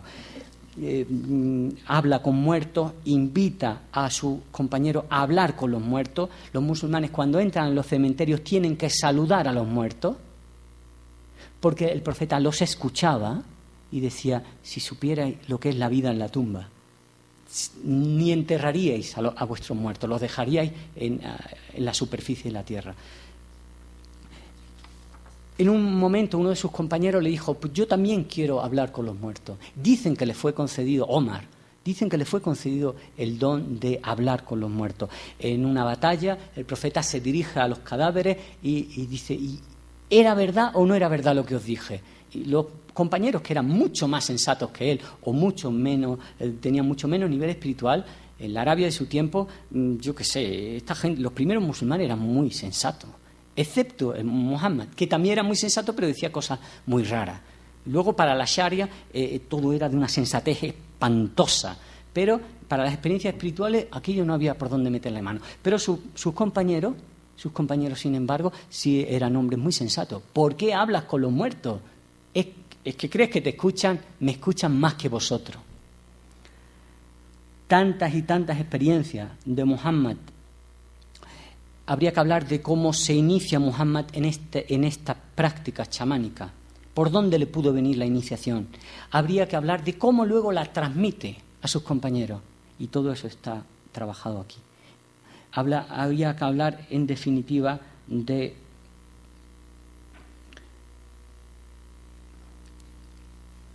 esa personalidad, de ese hombre, de ese huérfano, hacer lo que prometía hacer al principio, un dibujo. Es un hombre huérfano, que se le muere su padre, su madre, antes de los 8 años ha conocido la muerte de su padre, su madre, su tío y su abuelo. Es decir, de toda persona que lo va recibiendo, va muriendo. Es un perfecto huérfano que nunca llegó a aprender a leer ni a escribir y que vive una vida entera honrada, y a los 40 años de pronto le sucede algo rarísimo que le hace tener que asumir una misión entre una gente toscas y que no entendían absolutamente nada de espiritualidad, y intentar coordinar eso que está recibiendo, porque eso que está recibiendo son experiencias muy fuertes, pero se traducen en normas de ordenación social muy sensatas. En cierto momento le preguntaron a alguien: ¿por qué crees que Muhammad es un profeta verdadero? Y contestó: porque no hay nada que diga que no sea sensato. Nos referimos a la ordenación social de su sociedad. Tanto que los arabistas se han confundido y han dicho: toda la parte visionaria es mentira. Era una excusa para organizar un mundo, porque es tan palpable que organizó una legislación justa en un mundo injusto, una justicia, una igualdad entre hombre y mujer, que luego los musulmanes posteriores intentaron manipular y manipularon. Pero no era ni la revelación coránica ni la experiencia de Muhammad. De esto hablaremos mañana en el tema de la mujer y la Sharia. Bueno, muchísimas gracias, y hay más cosas que decir, pero no hay más tiempo. Muchas gracias, doctor Aya. Damos ahora la oportunidad de preguntas, si hacen el favor de hacérnoslas llegar. Si quieres traerme las primeras y luego vas por las otras.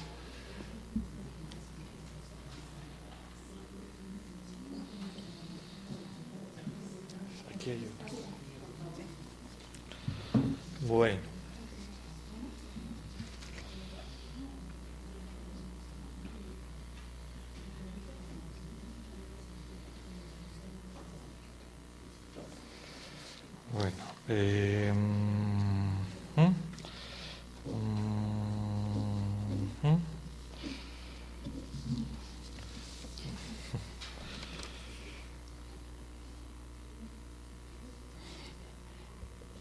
Sí, eso último que estaba diciendo es muy curioso. ¿Cómo un hombre que tiene experiencias tan raras, luego las traduce. A mí lo que me conmueve es Muhammad como transmisor de alto voltaje. O sea, cómo no se rompe. O sea, cómo en esas experiencias de ascenso celeste y hablar con muertos, no se rompe y traduce eso a una palabra inteligible por una gente muy tosca. Es Muhammad conductor de energía entre lo imaginal y racional y traducido todo a ordenación social, a mí me parece conmovedor.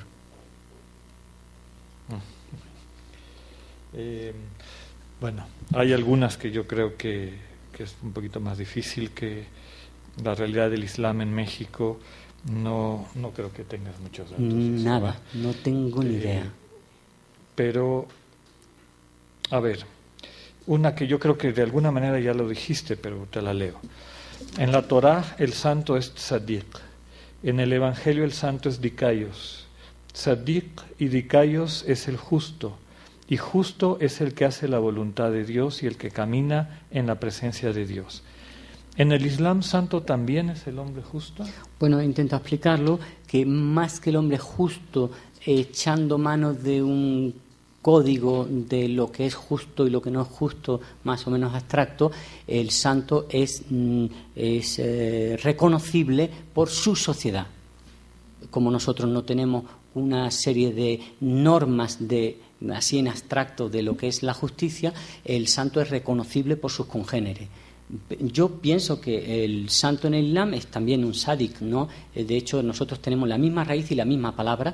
El sádic no sería tanto el justo, sino el sincero, pero es lo mismo, ¿no? Lo que quiero insistir es que no busquemos ningún código moral en el Islam, en ningún sitio, en ningún imán, en ninguna akida, en ninguna doctrina de fe, en ningún Vaticano, porque no los hay. El santo es reconocible por su sociedad, por sus obras. Pero yo creo que eso es lo mismo en el cristianismo. Aunque tenéis un Vaticano y tenéis todo eso, al final uno sabe quién es un santo y quién es un falso santo que han canonizado por una serie de intereses extraños, ¿no? Todos sabemos, sí, recientemente hemos visto canonizaciones y alguna de ellas, pues alguno dice, si este es un santo, que venga Dios y lo vea, nunca mejor dicho, ¿no? Vosotros tampoco os dejáis engañar por las canonizaciones oficiales. Sin embargo, hay gente de calle, gente que convive con nosotros, que vosotros sabéis que es un santo. Bueno, pues esa sería la categoría del Islam, ¿no? La santidad reconocible por el de abajo, no por la jerarquía, que juegan a otro juego. Bueno, la cuestión está sobre hay algunas referencias a las experiencias chamánicas que por lo general refieren la posesión por espíritus, a veces espíritus que tienen manifestaciones naturales y demás. ¿Se podría decir que Mohammed fue poseído por algún espíritu? ¿Lo refiere él así? Desde luego, si se lo decías a un musulmán, se va a ir contra vosotros con todas sus tripas. El Islam tiene de bueno y de malo ese nervio, ¿no?, del musulmán. El Islam está vivo, decía en la primera, está vivo a nivel de gnosis, está vivo a nivel de práctica y tiene todo lo bueno y lo malo de lo que está vivo. Entonces los musulmanes son muy nerviosos.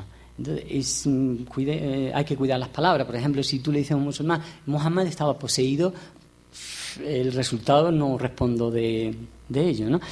Pero si lo matizamos, si sabemos entender, a ver, poseído no, pero podemos decir habitado tampoco. Bueno, yo qué sé, no sé cómo. Si la palabra de la posesión es una cosa muy, muy ofensiva para un musulmán, porque es un hombre, Muhammad es un hombre que tiene experiencias, sí. Bueno, voy a decirlo de otra forma. ¿Jesús era un poseído?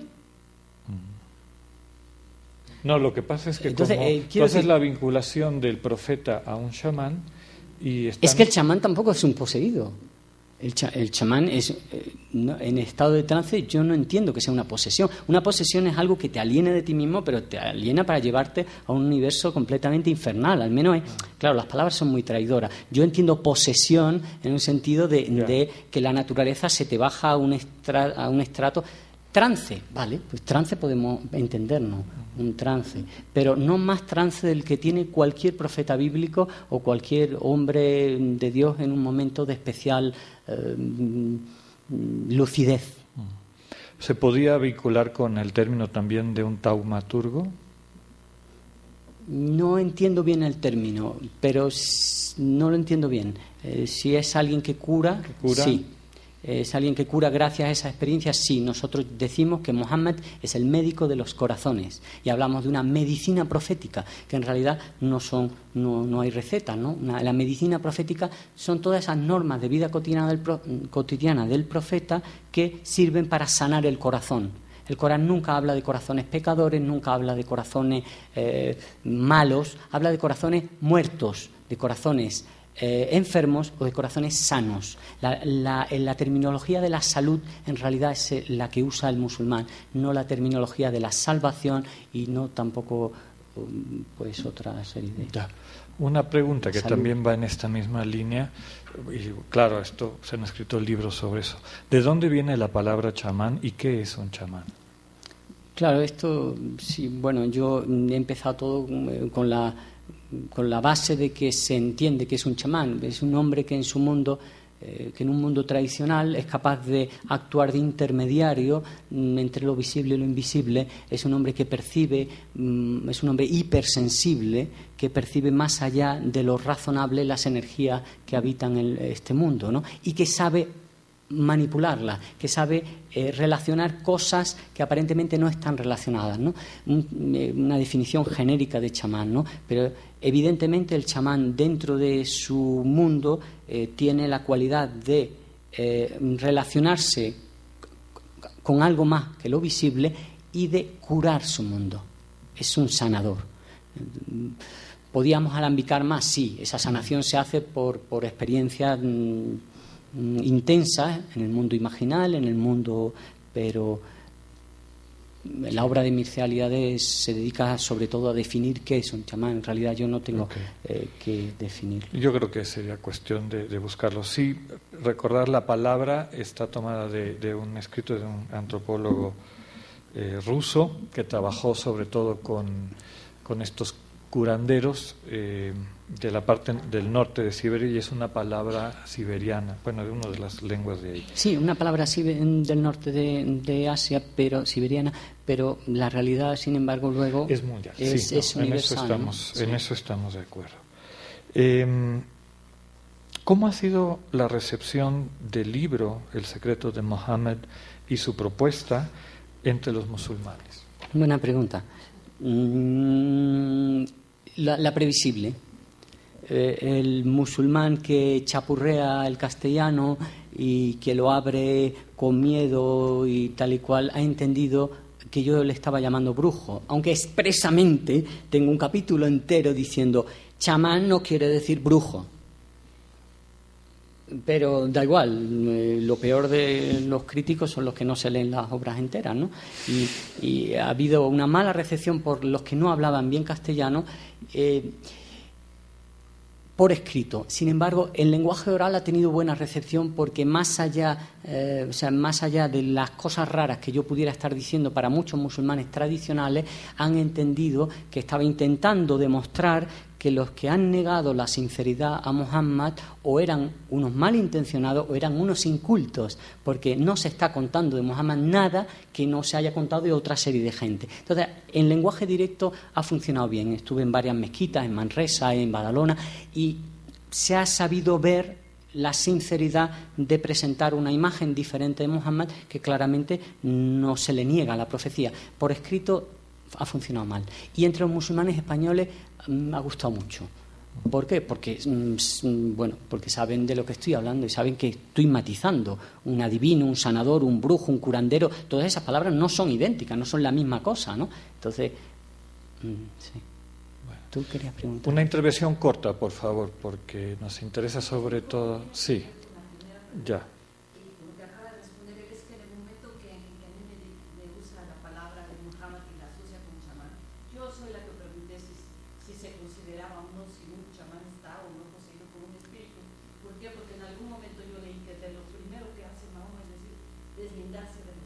Claro, no, de los chamanes no, de los kahana. Yo no he sido posible Sí. Claro. Claro. Sí. Pero has dicho él. Sí, pero él ha dicho, él de lo primero que dice es, yo no soy un chamán. No, él dice, yo no soy un kahin. Entonces, un kahin es un adivino, exactamente, alguien que usa los espíritus para hacer adivinación y sacar dinero con eso. Y él desde el principio niega hasta el punto que quiere suicidarse cuando intuye que se ha convertido en eso. Él quiere tirarse por una montaña porque lo primero que cree es que está poseído por un espíritu. Él es lo primero que cree. Luego se matiza y resulta que no es un espíritu, que es Jibril, pero él piensa que se ha convertido en un poseído, y él piensa que se ha convertido en uno de estos manipuladores o en un loco, que se ha vuelto loco. Insisto, 40 años en el que uno no tiene grandes experiencias espirituales, son como para pensar que... Bueno, no sabe lo que quería decir, pero él lo que niega haberse convertido es en un kahin, en un adivino. Además, hay muchas referencias coránicas de que a él le llaman adivino y él dice que no, es un kahin. Sí, bueno. Pero un chamán es otra cosa. Un chamán es benéfico para su mundo. Un adivino era un desastre en el mundo de la Arabia primitiva, porque fingían conocimientos que no tenían. Pretendían adivinar un futuro que no estaban adivinando. Creaban uniones y creaban desuniones entre las parejas. Es decir, que Muhammad percibió a esta gente como muy nocivos socialmente. Insisto en la idea de la sociedad. Entonces él dice, yo no soy eso. Y los chamanes tampoco. Los chamanes son las criaturas más beneficiosas para su sociedad que existen. Un chamán es el que le da cohesión a un grupo, el que le da una explicación de sí mismo, el que cuenta las historias míticas de ese grupo, el que hace... Un chamán es el alma de una sociedad. Un adivino puede ser un cáncer para una sociedad, y desde luego en tiempo de Muhammad lo fue. Entonces esa es un poco la diferencia, ¿no? Algunas cosas relativamente sencillas, pero que ayer ya nos hablabas tú. ¿Por qué no se debe usar la palabra Mahoma? ¿Qué significa y de dónde viene?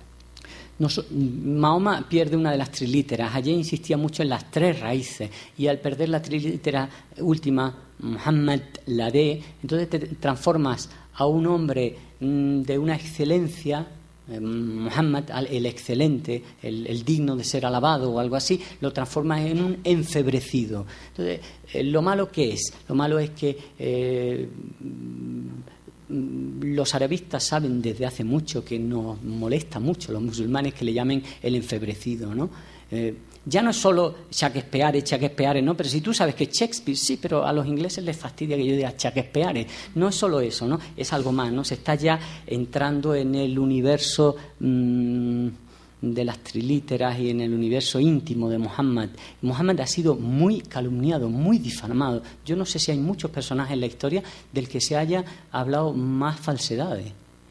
Entonces, el musulmán que ama profundamente a Muhammad y sin embargo ayer decía que no ama a Dios para nada, exceptuando los sufíes, son los únicos que tienen amor a Dios, todo lo demás. Entonces, tocándole a Muhammad te estás definiendo como el enemigo en realidad.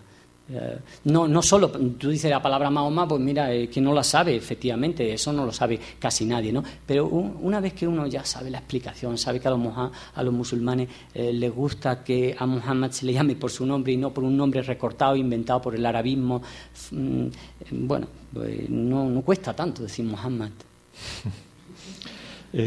Unas preguntas así, tal vez cortas en cuanto a prácticas y demás. Si está prohibido cremar cadáveres y si hay alguna razón. Cuando vamos está prohibido, mentalmente siempre nos vamos a un código que no existe, insisto. Yo he preguntado mucho esto en el Islam, pero lo he preguntado a personas de carne y hueso, porque no hay sacerdotes, no hay imames, no hay ortodoxia, no hay catecismo, no hay... Entonces, insisto en esto mucho porque creo que no estáis habituados a una religión que no tiene la ortodoxia fijada.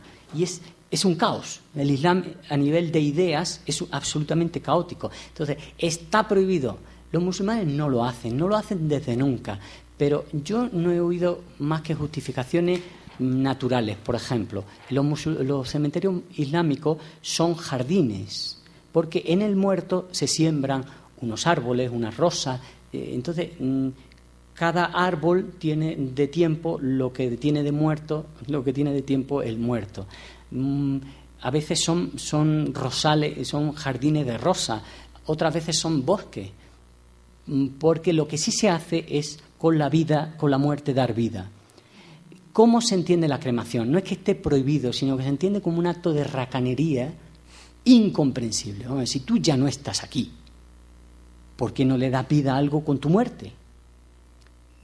Y como lo de la posesión de la tumba, es igual, ¿no? Son actos, son como proyecciones hacia la otra tumba de nuestra posesividad actual, ¿no? Y de nuestra racanería. No, yo quiero quemarme. Bueno, ¿por qué? Si puedes alimentar a gusanos y a otra serie de bichos, ¿no? Y sobre todo a las plantas, no sé. Yo lo que he oído siempre ha sido eso, que la cremación es un acto póstumo de racanería y de posesión, el tener una tumba que no tenga en contacto el cuerpo con la tierra y con el agua. Antes hemos dicho que el agua es baraka, es rahma de Allah, es misericordia divina. Entonces, cuando el cuerpo del muerto no se pone en contacto con el agua y con la tierra, se está produciendo una especie de cosa enfermiza como en la cremación, ¿no? Devuélvete a la vida y devuélvete a la tierra, ¿no? Sí, bueno. Yo hice esa pregunta y te voy a decir por qué la hice. Llegué al aeropuerto de Teherán y traía un bote de ceniza. Pero ellos no sabían, entonces la agarraron y la abrieron y me dijeron, ¿qué es esto? Son las cenizas de mi papá. Eso para los musulmanes. Y en Isfahán me empezaron a seguir 3 tipos por todos lados porque yo viajo con las cenizas de mi papá y lo voy tirando. Entonces me metí a la mezquita de Sheikh Lafula a hacer una meditación y me fueron a hacer así.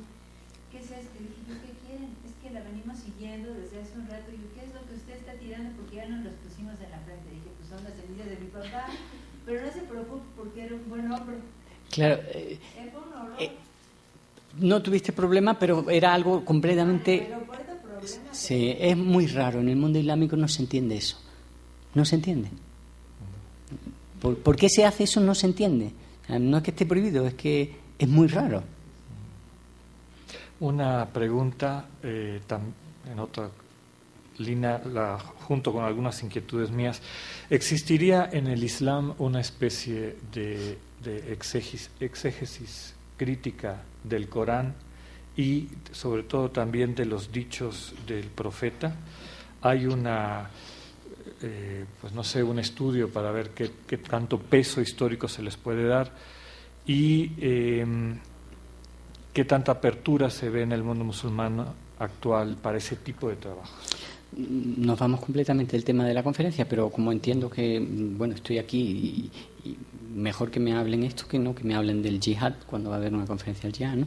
Entonces, se va totalmente del tema de si Muhammad era un chamán, un santo o un profeta, pero vamos a contestar. No, pero como dices que fundamentas bueno, mucho claro, los esto dichos, sí. Muy bien, muy bien. Aquello fue muy bien el invento conectado. De alguien, qué listos son los jesuitas siempre. A mí siempre me han encantado los jesuitas por eso. Sí, claro, es verdad. Yo he dicho que me he fundamentado en fuentes universalmente fiables como son Bukhari y Muslim, los hadices. ¿Ha habido una crítica del hadith? Sí, Bukhari y Muslim, de hecho, es la edición crítica porque por cada 100 o 200 hadices que recibía Bukhari o Muslim aceptaba uno como verdadero. Eso no quiere decir que lo que haya quedado de Bukhari o de Muslim sea invulnerable a una nueva crítica. Y yo creo que el Islam o sea, que se podría hacer una crítica de la crítica, de en qué medida estos hadices que han llegado hasta nosotros están manipulados. Sobre todo, yo pienso que cuando no hay intereses por medio no se manipulan las cosas. Entonces yo sospecho casi siempre los hadices machistas. Sí, hay muchos. Entonces eso ya sí. ¿Por qué? No porque me guste que el Islam sea machista o no sea machista o sea feminista, no, sino porque en el tiempo en que se trabajó la crítica del hadith, los musulmanes eran profundamente machistas. Entonces no me extraña que haya habido cositas raras en ese sentido. Sí me extrañaría que hubiera en el sentido de la magia, cuando no había ningún prejuicio ni antes ni ahora, ¿no? Entonces, ¿por qué vas a manipular las cosas si no tienes ningún interés que defender? Pero el otro punto, que es la exégesis coránica, bueno, esto es muy curioso, porque es una pregunta que siempre se nos hace, ¿no?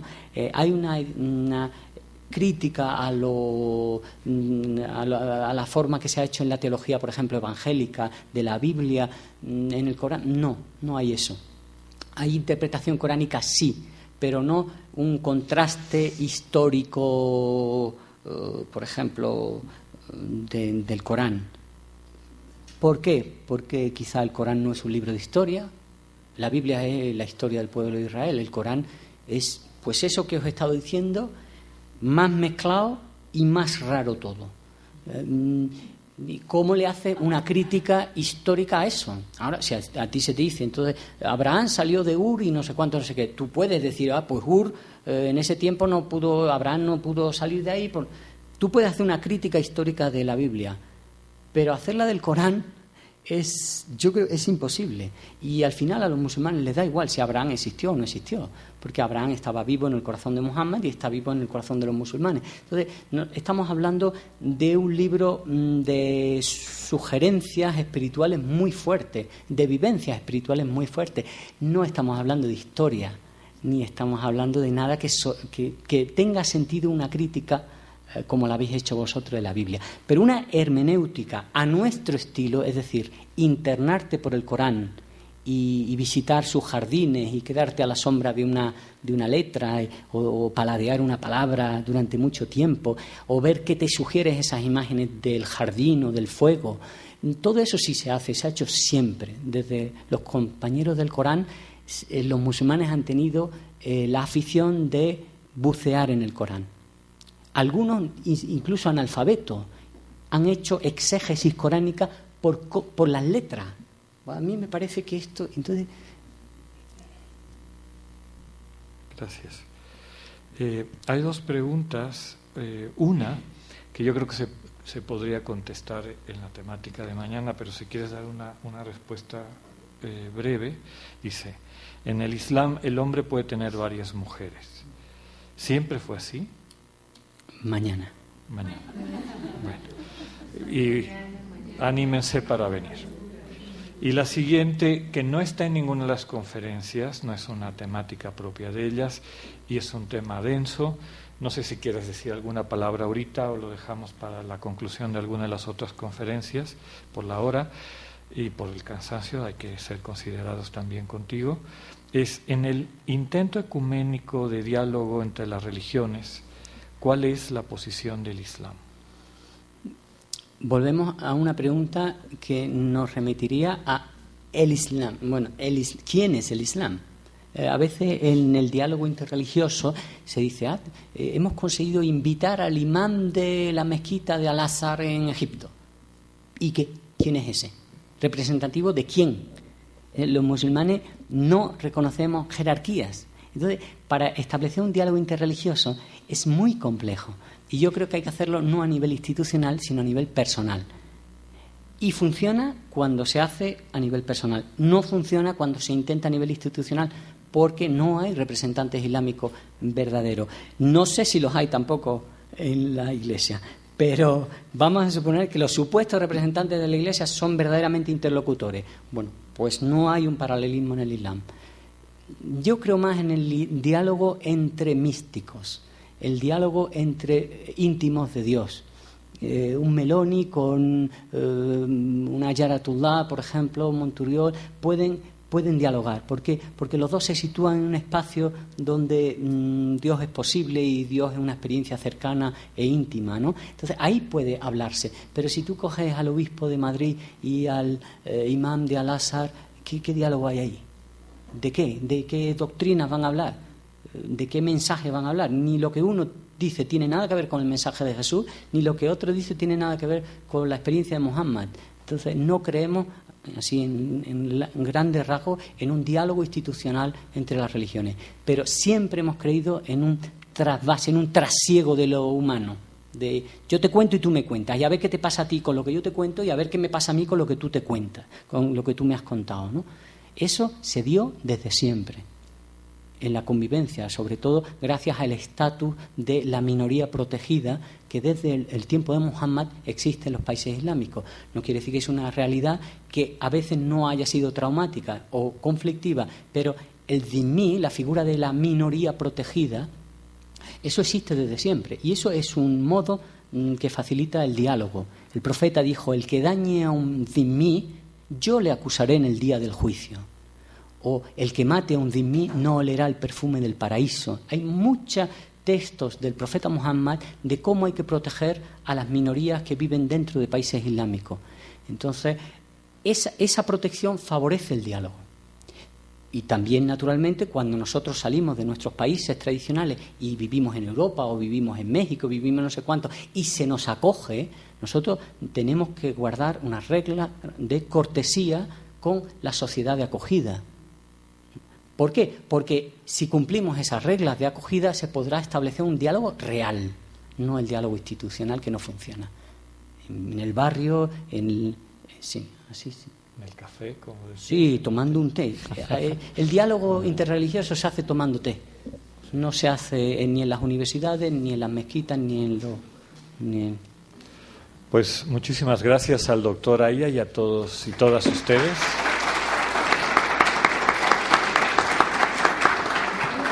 Les recordamos que tenemos todavía 2 conferencias más en este ciclo. Mañana es la... No sé, ¿tienes los programas? Sí. Si quieren pueden pasar a recoger los programas con la temática de las conferencias. El horario es el mismo y el lugar también. Buenas tardes.